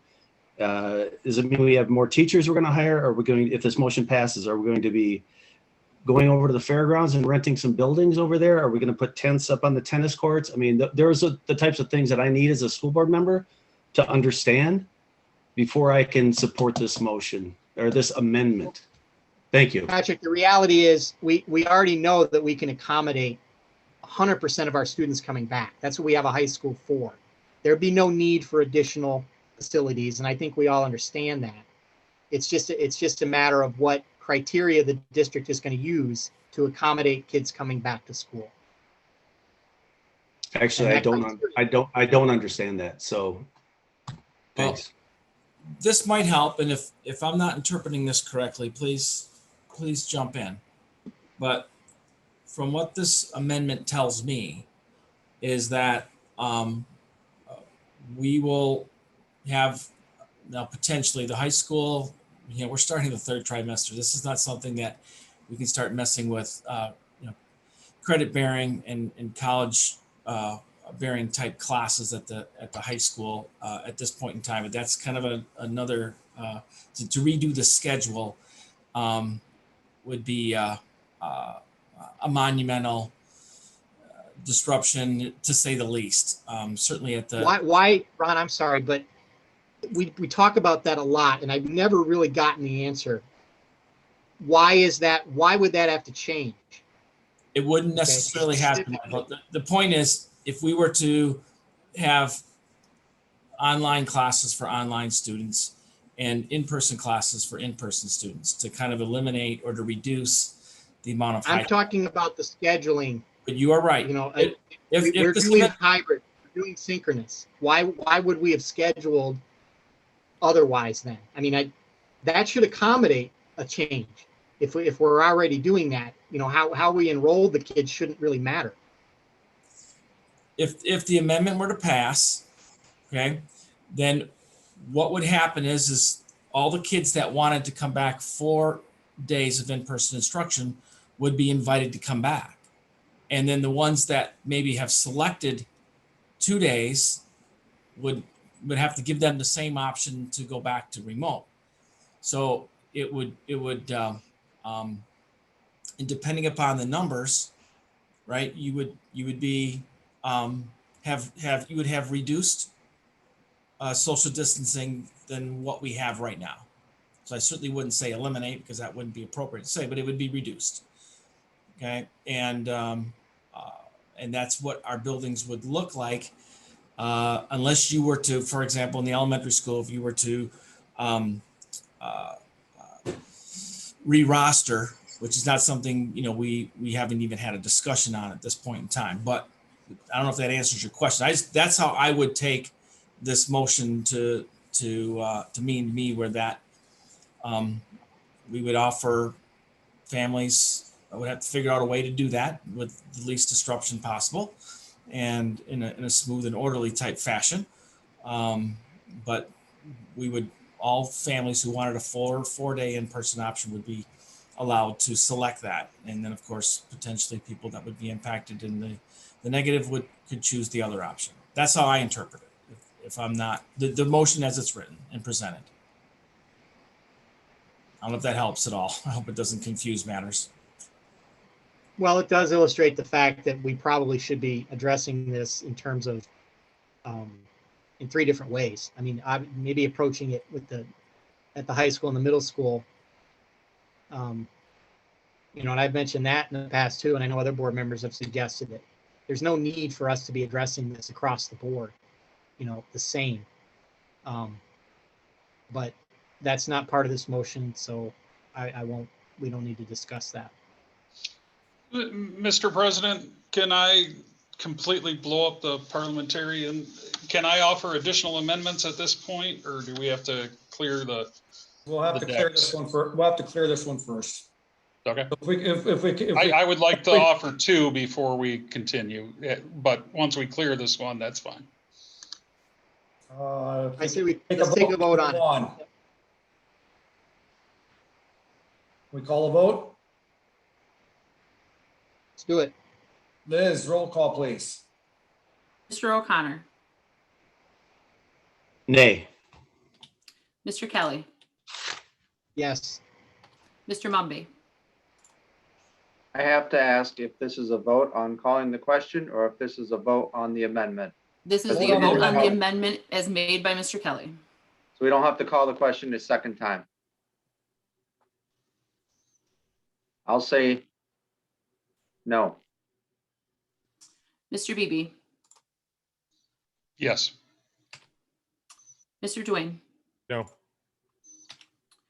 Mr. Creamer, No. myself, no.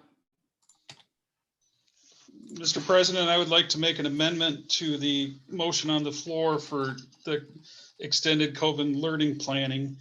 I would like to make a motion to allow the Mason Public Schools administration to continue extracurricular sports.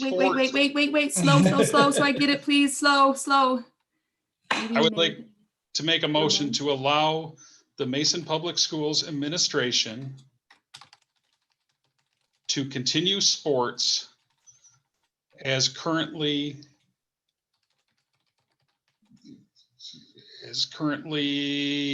I'm struggling here for a word, to continue Engage. sports contrary to CDC guidelines.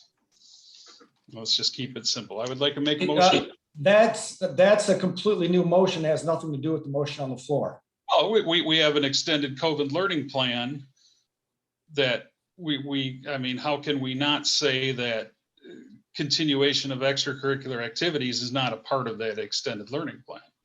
Sports hasn't been addressed this entire time in any of these learning plans. Yeah, exactly. Yeah, I don't. So see a why would reason we they think can't. we would need to do that now? Wouldn't the I greater, think the administration covered. I think the administration is hanging out. They have a COVID learning plan that says social distancing is required. And we're saying, well, yeah, just continue with sports. And we've given them no guidance and no cover. Mr. Javisky, is sports a part of any of the extended learning plan that's required to be reported to the state monthly? Not that I'm aware of. Matt, is there any component in that plan that requires any report out with athletics? Not that I know of either. I don't think so. So, I mean, there's two parts of this. There's obviously the part that we have to do this to submit it to the state, but there's also, as Mr. Beebe is mentioning, it's our guidance, right? That's the board making a decision and providing strategic direction here. So I don't know that I have a problem with doing it here. Well, do we have a second on the motion then? I'll second it. There's no reason why we can't add that to our extended learning plan. Mr. Beebe, can I just get clarification on the last of the verbiage, please? I have supported to allow the Mason Public Schools administration to continue sports contrary to the guidance of? Contrary to CDC guidance. Short and sweet. Thank you.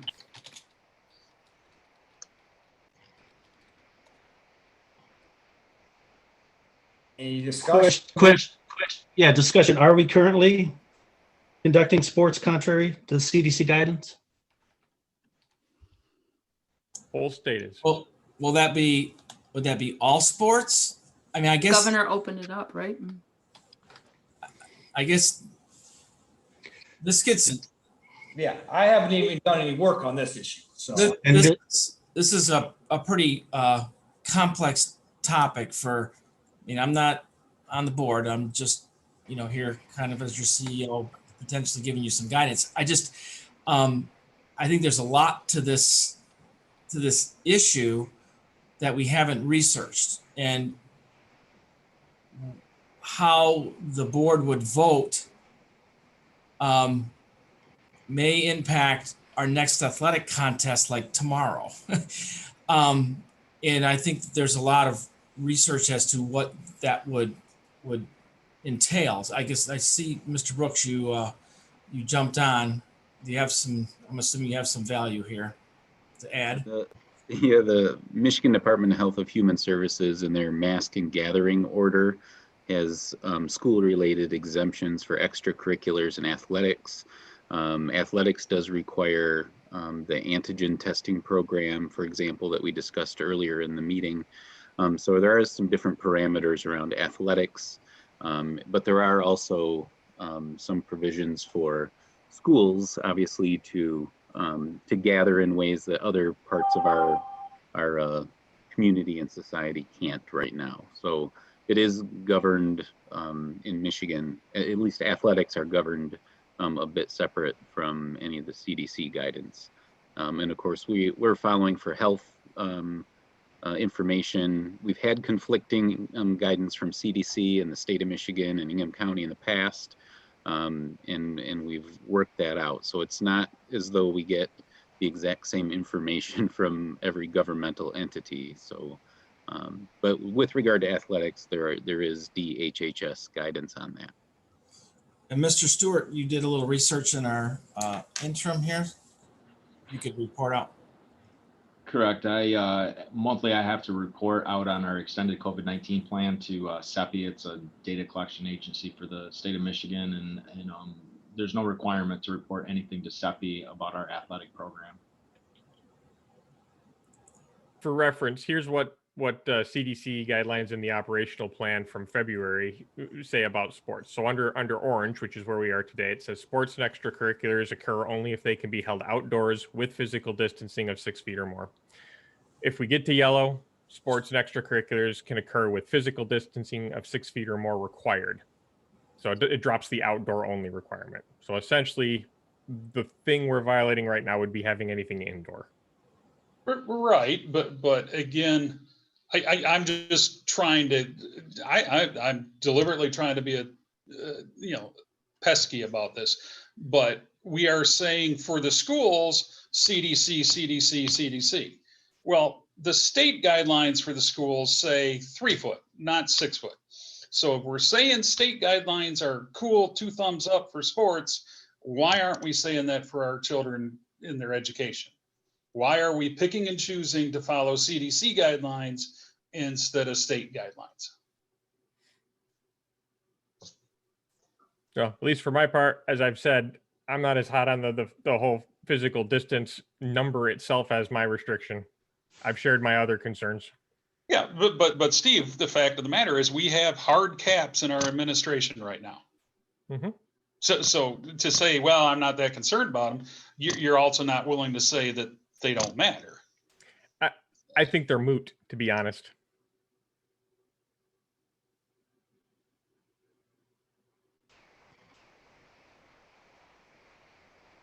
Yeah, I don't see how the amendment, as Ralph presented it, would create any problems whatsoever. All it means is that, we'll continue to do what we're doing, and it's okay if we're in conflict with CDC regulations. I guess I see it kind of as an argument to be able to say, to be able to go against what the board could vote for or what the plan should be, that if we're willing to vote for support of sports, we should be able to vote for support of relaxing social distancing. And so I think it's proving a point rather than needing to make a statement. So you can feel that way. That is not the motion on the table. I mean, you can feel whatever way you want about it. I am strictly trying to give the administration cover. But it's also you bring up a good point. We've had some infections that were caught in our community, and I think overwhelmingly they came from 2 places. I think some of our athletic programs contributed to it or were affected by it. I don't know if it contributed or transmitted or anything like that, and adults. So that's an important point. that it's not really kids in classrooms that have been creating our problems here when we've had to mitigate cases. There have been but overwhelmingly, I know that in some cases it wasn't athletics related, but there were athletic related cases and adult related cases.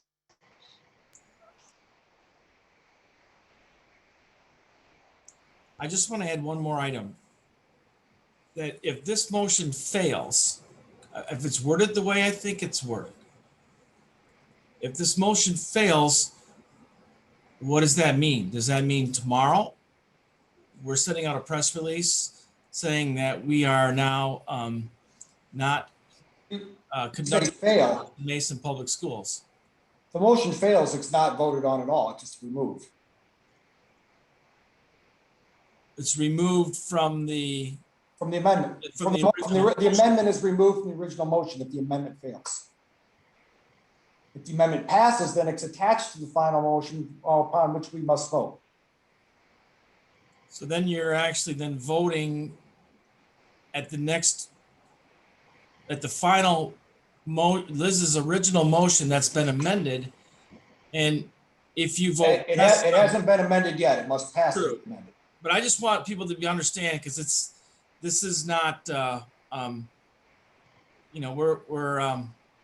getting into some treacherous waters here, team, that I wouldn't advise us to go down, because I'm assuming if it's, well, I don't know, I don't even know what I'm thinking now, but if it goes back to Liz's original motion, you could be making a vote to approve the COVID learning plan and not sports, and or vice versa, is what I'm trying to point out.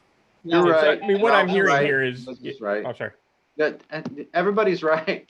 And we're right in that we're choosing to follow some federal and some state guidelines, depending on sports or academics or whatever. That's the difficulty with every decision we make. And I certainly don't want to take sports away from our kids. I have a daughter playing a club sport right now. I have a daughter in hybrid school. I'd love to have her go back more, but I don't want to take away sports because we don't have enough board members to support letting everyone back face to face either. But it is highlighting that we're picking and choosing which state guidelines to follow and which federal ones to follow based upon apparently personal beliefs. And it's hypocritical. And I agree that it is hypocritical, but I'm not going to attach this to the COVID-19 plan in my vote, because I don't want to take away one more thing from kids.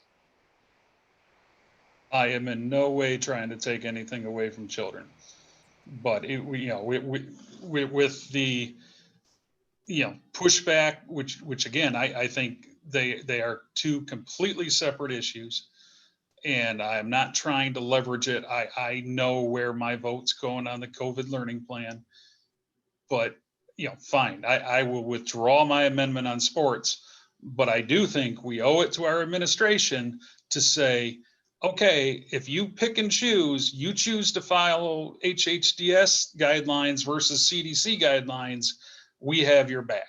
And we have not been willing to say that thus far. Well, and Ralph, if I could, maybe that's the question we need to ask as a board. I mean, just to put it on the table, should we be following the state of Michigan guidelines or CDC? Because there are slight differences. And maybe that makes life easier, or maybe it makes life really complicated. I don't know, but by making your amendment, I appreciate the energy and the way you did that. It was very clever, because it helped force the issue. So I commend you for that. I'm not saying that.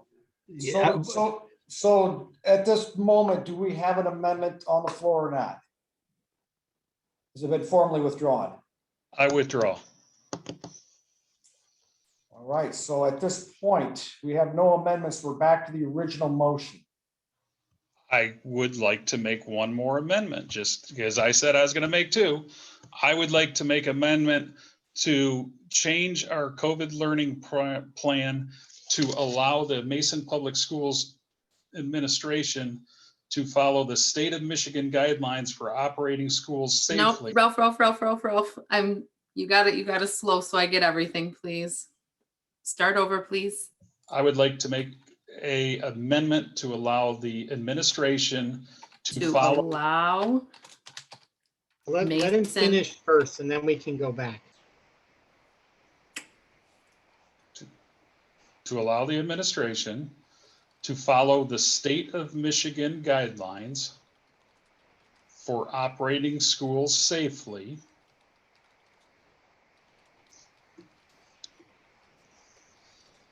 to allow as many of those parents who feel the need. Too far. allow as many Okay. of those parents. Well, I'm being told to stop there. So I will change that. I will just put a period after allow the administration to follow the state of Michigan guidelines for operating schools safely, period. I'll support.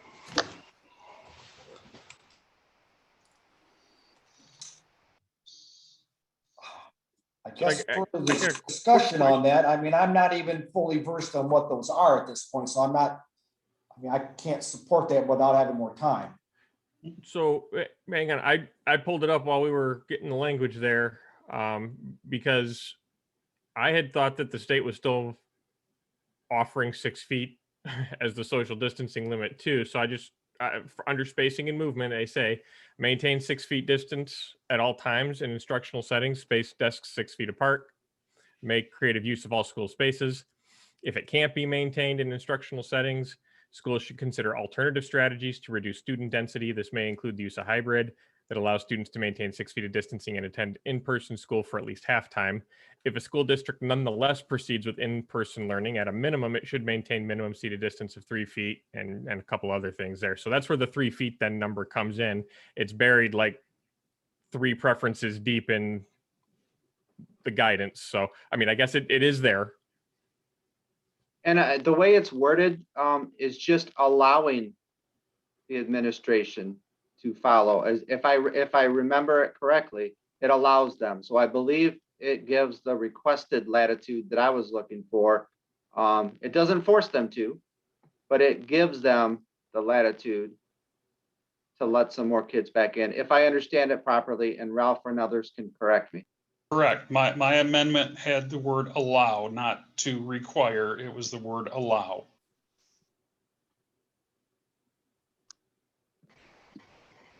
Can I get a read back of the final text of the amendment then? Mr. Beebe made and Mr. O'Connor supported an amendment to allow the administration to follow the state of Michigan guidelines for operating schools safely.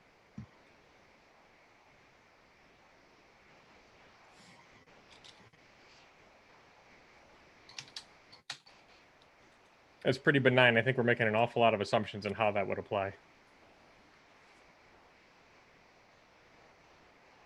I mean, certainly at this point, I would support it because it's very straightforward. I don't know that it really changes much. I think it just gives them a little flexibility, which is all I've really been looking for tonight. And if Ron still feels like he doesn't have enough guidance, he'll certainly seek it from us. But I think it gives him a little bit of flexibility without forcing him to overcrowd classrooms. Is that your feeling, Ron? I'm just doing my homework here on looking at the guidelines for operating schools safely. I don't feel that comfortable answering. I thought we were already within a short. We were already doing that, including the county health department directives, and certainly the county. We're relying on them for mitigation issues, mitigation responses. But I think that's all part of the. I think the state health plan actually directs us to the county health department. And then much of our mitigation is actually still directed by the MIOSHA guidelines that have not been updated since October 14th. And that's in the I think that's also in the health department guidelines. Yeah, I mean, we're talking about the state of Michigan's school guidance though, right now. And it does. It makes reference to MIOSHA because a school is a workplace like any other. And that's the key that guides our mitigation responses, the 15-minute rule, the 6 foot, the close contact, that's all defined by MIOSHA. And that's months and months and months old. No, that's not defined by MIOSHA.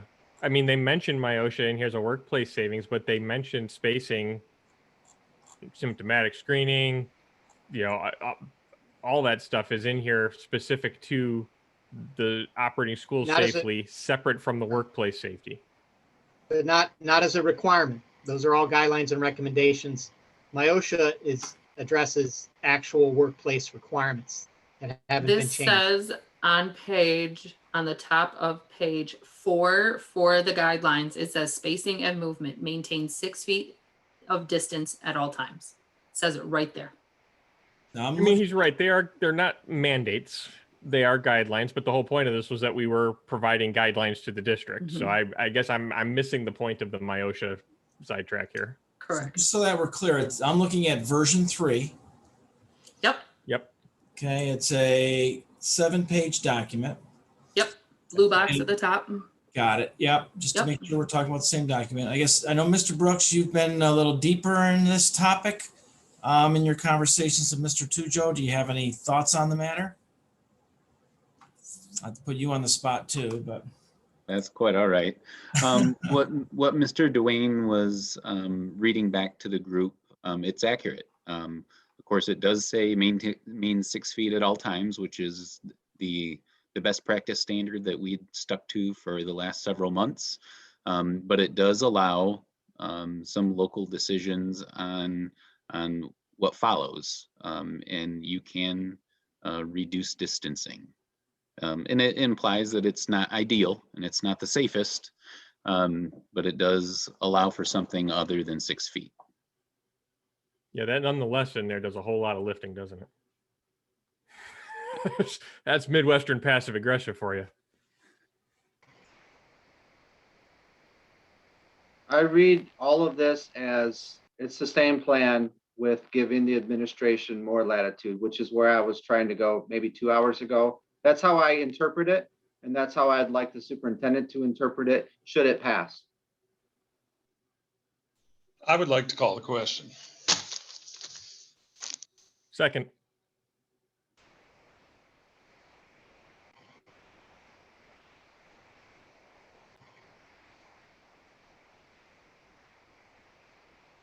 Roll call on the call the question.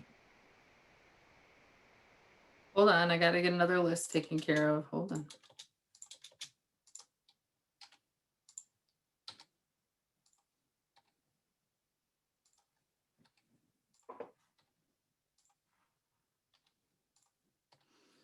All right, Mr. O'Connor, Yes.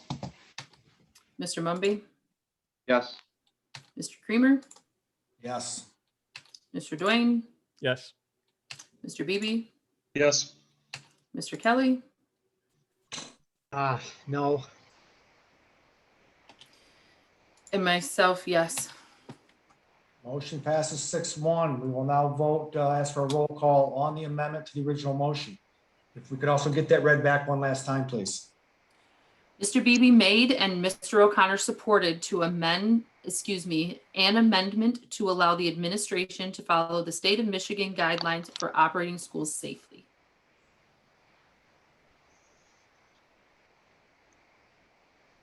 I'm sorry, could you read that one more time? Mr. Beebe made and Mr. O'Connor supported an amendment to allow the administration to follow the state of Michigan guidelines for operating schools safely. All right, can we get a roll call? Mr. Dwayne, Yes. Mr. Beebe, Yes. Mr. Creamer, Yes. Mr. O'Connor, Yes. Mr. Mumby, Yes. myself, yes, and Mr. Kelly. Yes. Motion pass, or amendment passes 7-0. So now we have a motion back on the floor. I believe the motion is to approve the COVID learning plan That's presented. with the conditions that the administration follows state of Michigan guidelines. Yes.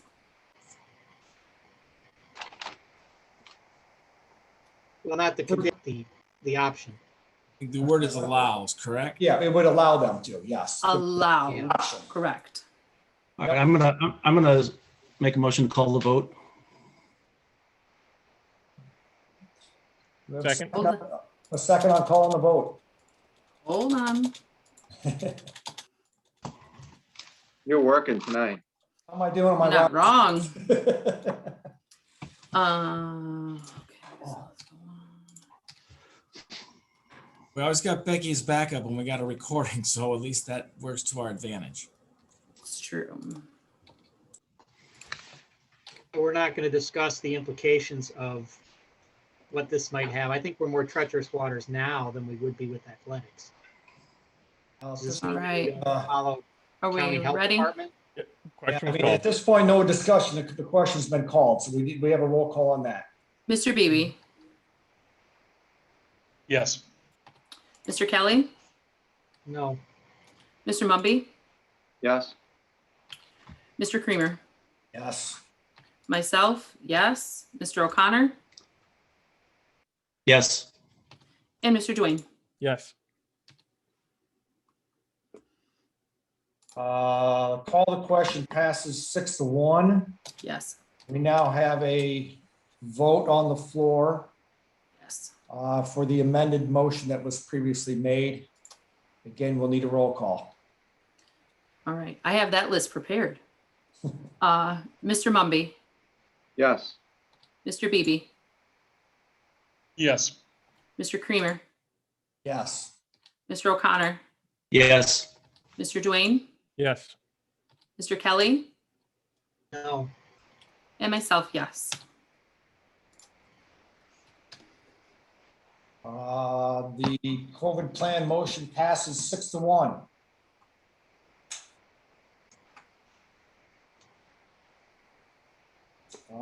Do we have any other matters by members of the board? I just want to briefly remind the community that are still hanging on to this. Food is pickup on Thursdays only moving forward. Please continue to take advantage of that. It's a wonderful benefit to our community. So Thursdays, same time, both at the middle school, high school, but no more Tuesday pickups. And thank you to the food service workers for all that they have done this year.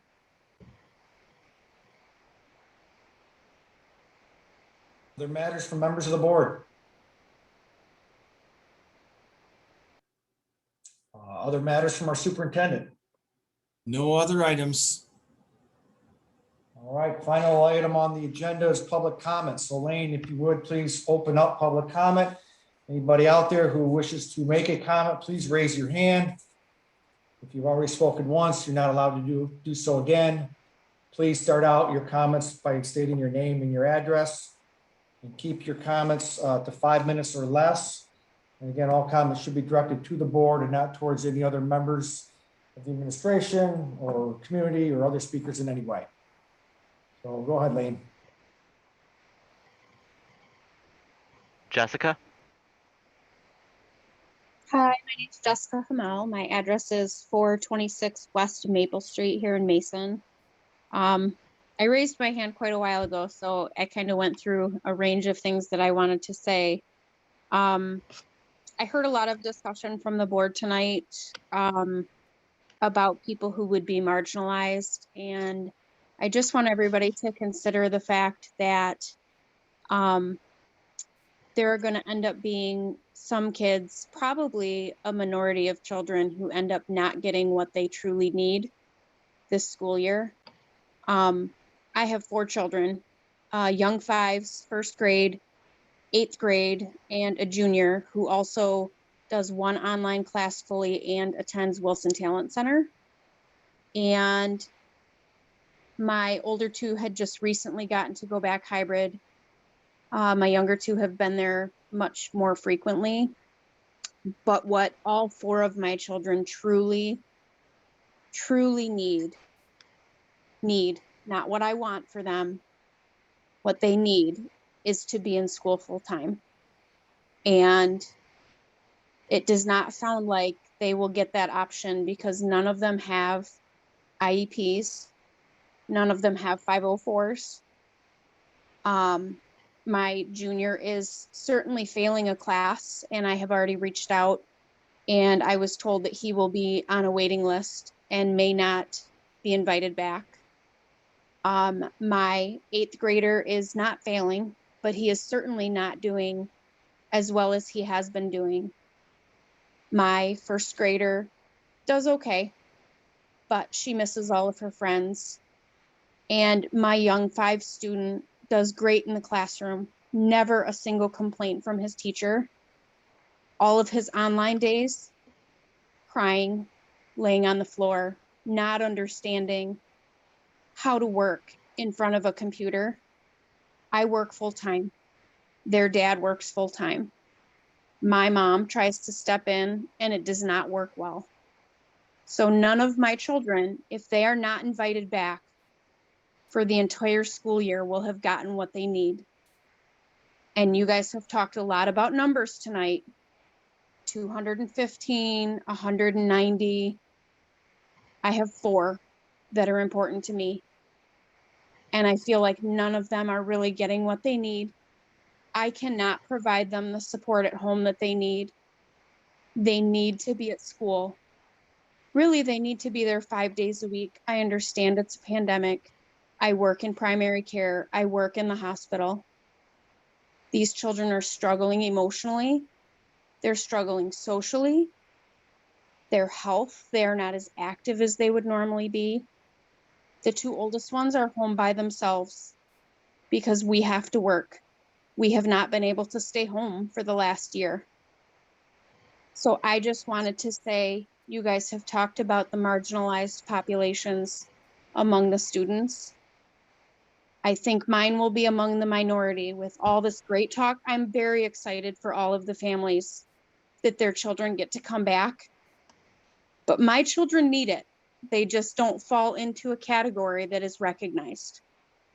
So please, when you're having future discussions, really think about the fact that we were surveyed about what we wanted, not about what our children needed.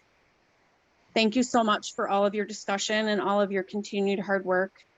And please, to any teachers that are listening, I appreciate all of your hard work. My students are not struggling for your lack of effort because everybody has been so incredibly wonderful. Thank you so much for your time. Thanks, Jessica. Matt? Good evening, school board. I'm really disappointed in the school board tonight. You asked there was a request for truancy data and you didn't know. None was provided. There's also a question of unperforming students. We don't know how many of those are, like the previous parent just on. My child might not be failing, but she's not performing as well as she could have. Completely overlooked. Most concerning, double and triple failure rates were openly acknowledged by the board at the high school and middle school levels. Didn't bat an eye. These are going to have catastrophic long-term effects.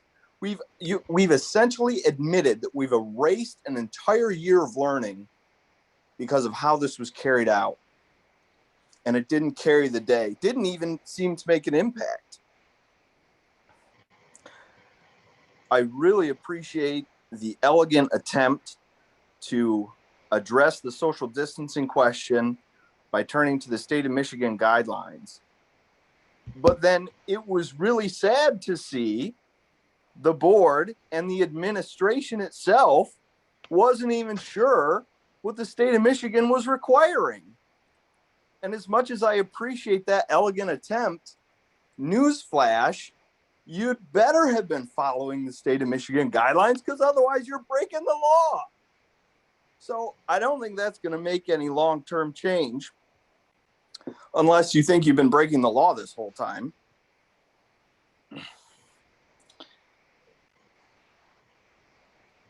there was also not enough consideration paid to the fact that we have 3 different school types.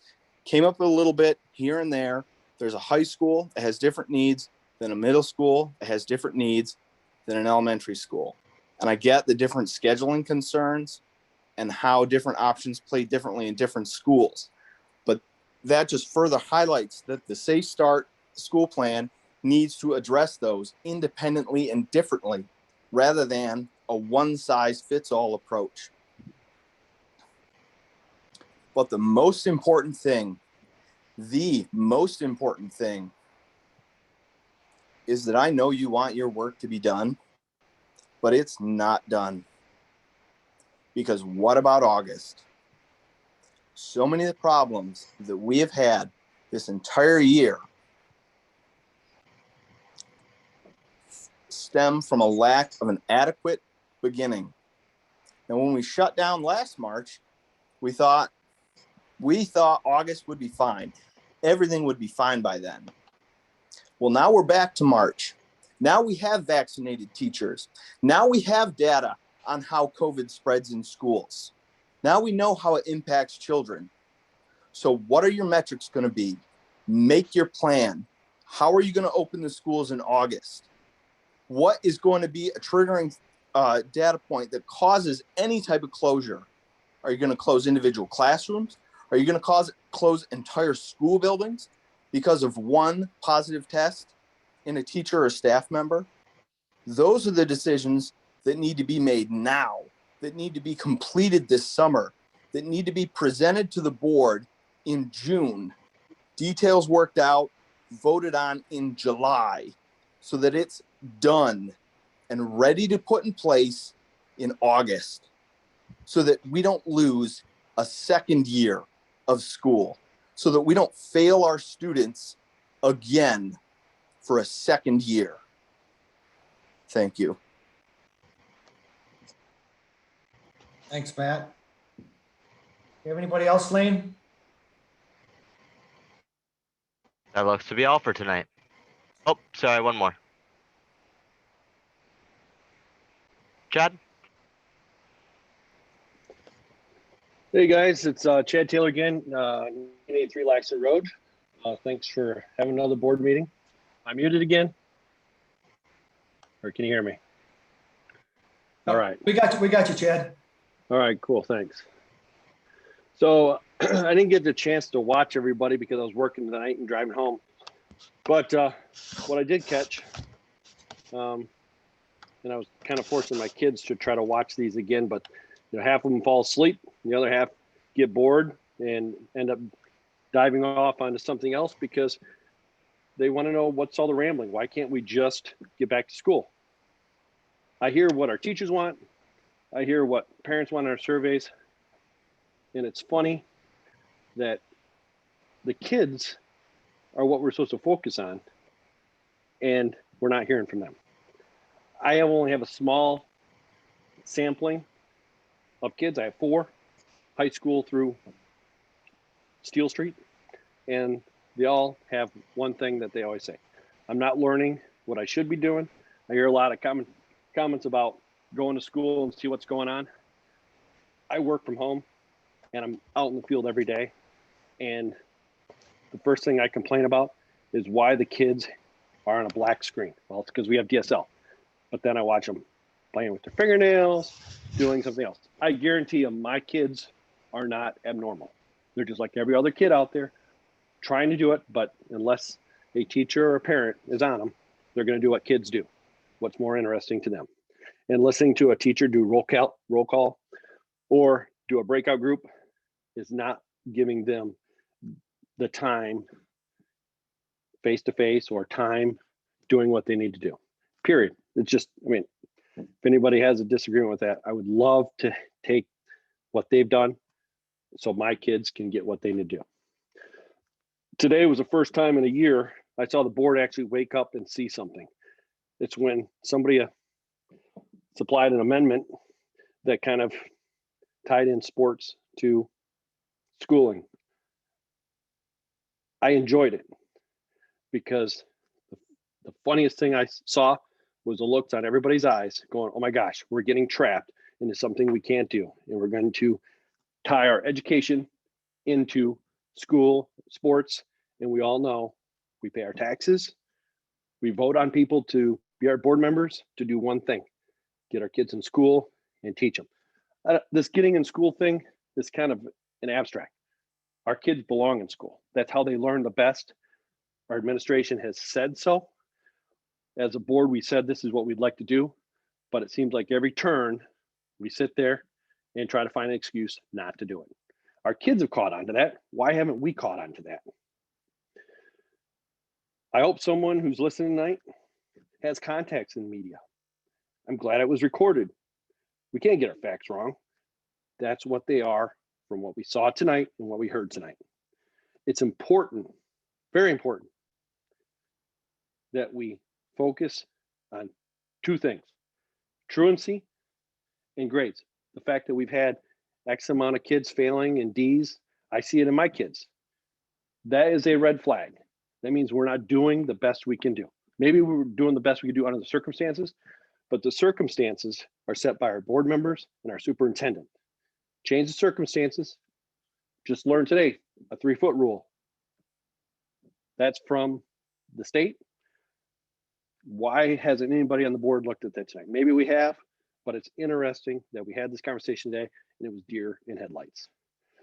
We've heard from everybody with surveys. I still don't see anybody stepping up and speaking for our kids. I know darn well administration knows what's best for our kids. They've said it in the beginning, but because we can't, or because we're scared of this, or we're risking this, I get that.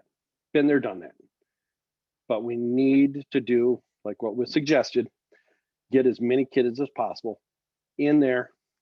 How do we do that without hurting somebody else's feeling? I have no idea.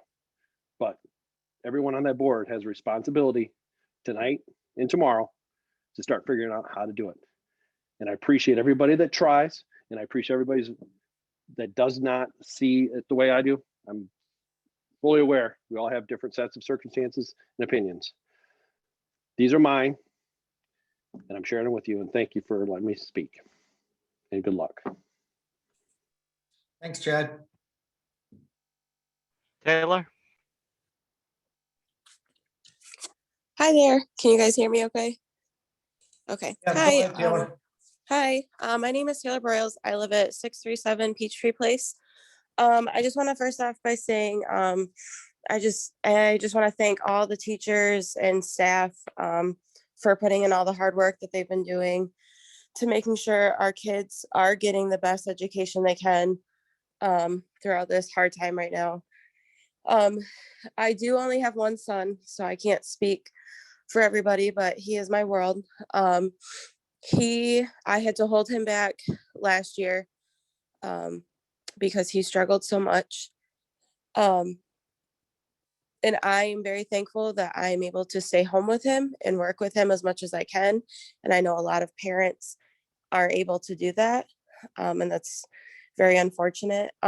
But what I was listening to tonight, it just really, really broke my heart for all the other kids out there that are struggling. Even with me being home with my son, like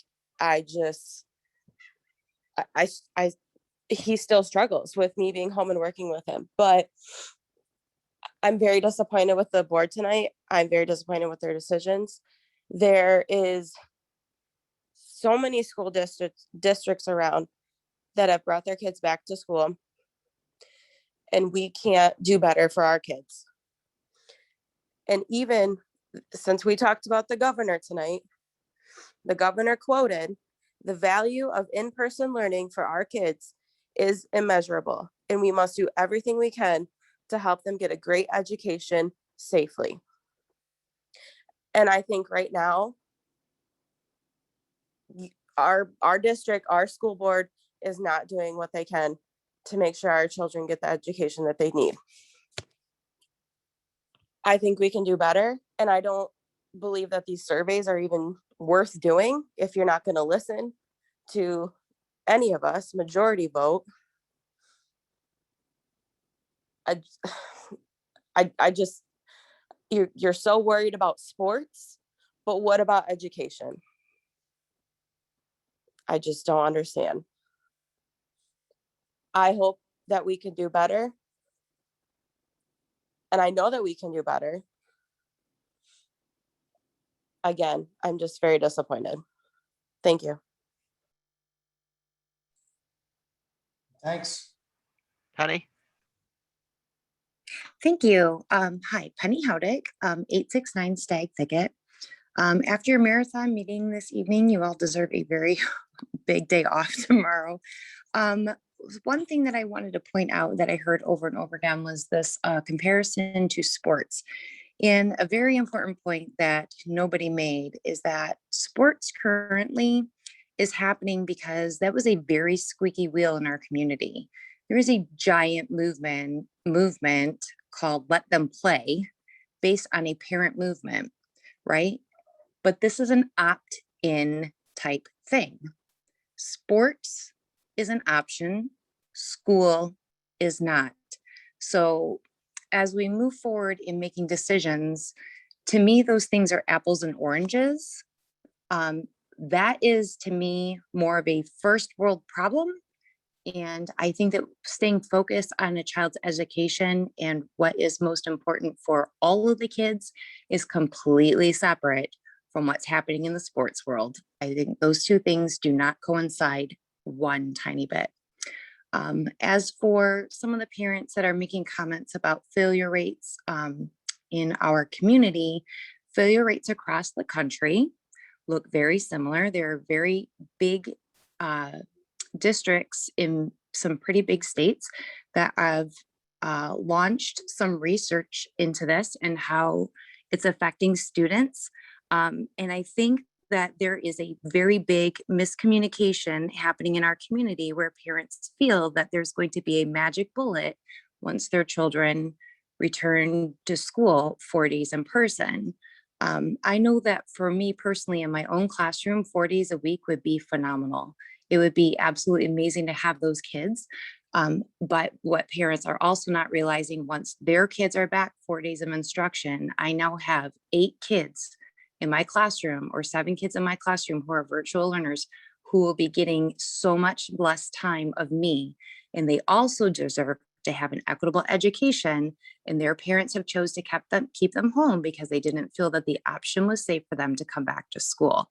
So I appreciate all the thought that you put into it. It is a very difficult balance that we have to try to meet as many needs as possible.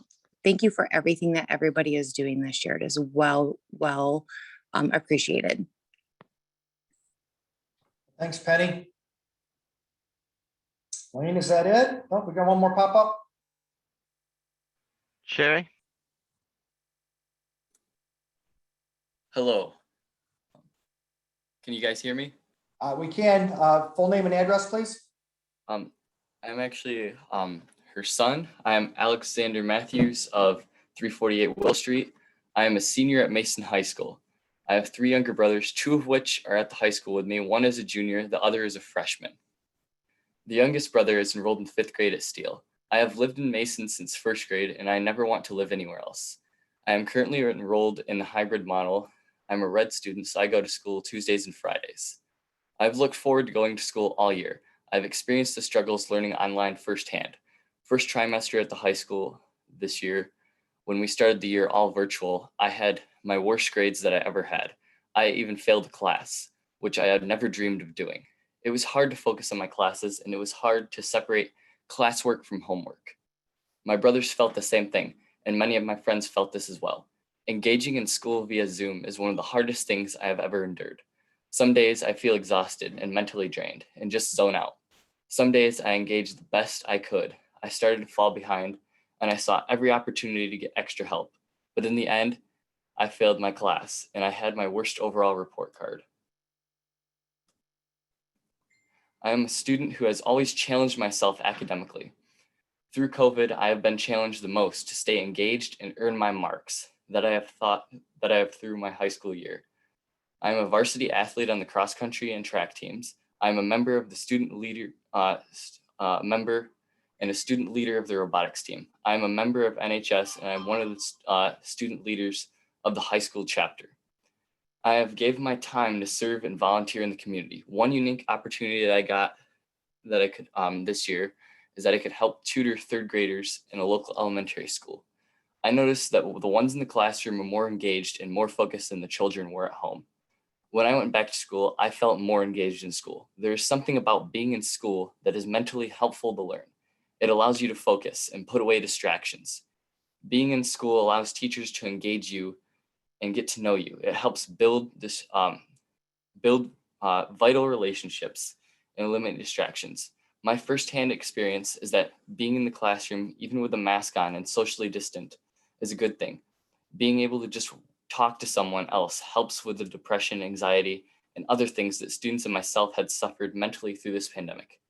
Teaching students over Zoom is hard, and I can understand that some of my best friends at the high school are teachers, one of which cried because she was so happy to be back in the classroom. I was the same way. I couldn't wait to get up and go to school. It was a joy for me. For my senior year when COVID hit, I thought I never would have ever stepped foot back in the school to learn. Yet with the hard work the board made, they made it a reality. But I feel that it was too late for many throughout the community. The learning gap, unfortunately, is already there with double and triple failure rates throughout the high school and middle school. Many in our district have fallen behind in their core classes, including me, as I am currently behind in math compared to the majority of the students in my grade and age group. I have joined this meeting tonight to urge the school board to look into innovative solutions to allow more kids to be back in the classroom 4 days a week. Solutions such as block scheduling, more lunch periods, outside lunch, longer passing times. Solutions like these can help curb the increased risk with relaxed social distancing as more students will be in the building. I feel strongly that the school board should give the opportunity to kids who want to go back in person 4 days a week, regardless of needs. I believe that it is what the board should offer when ever possible.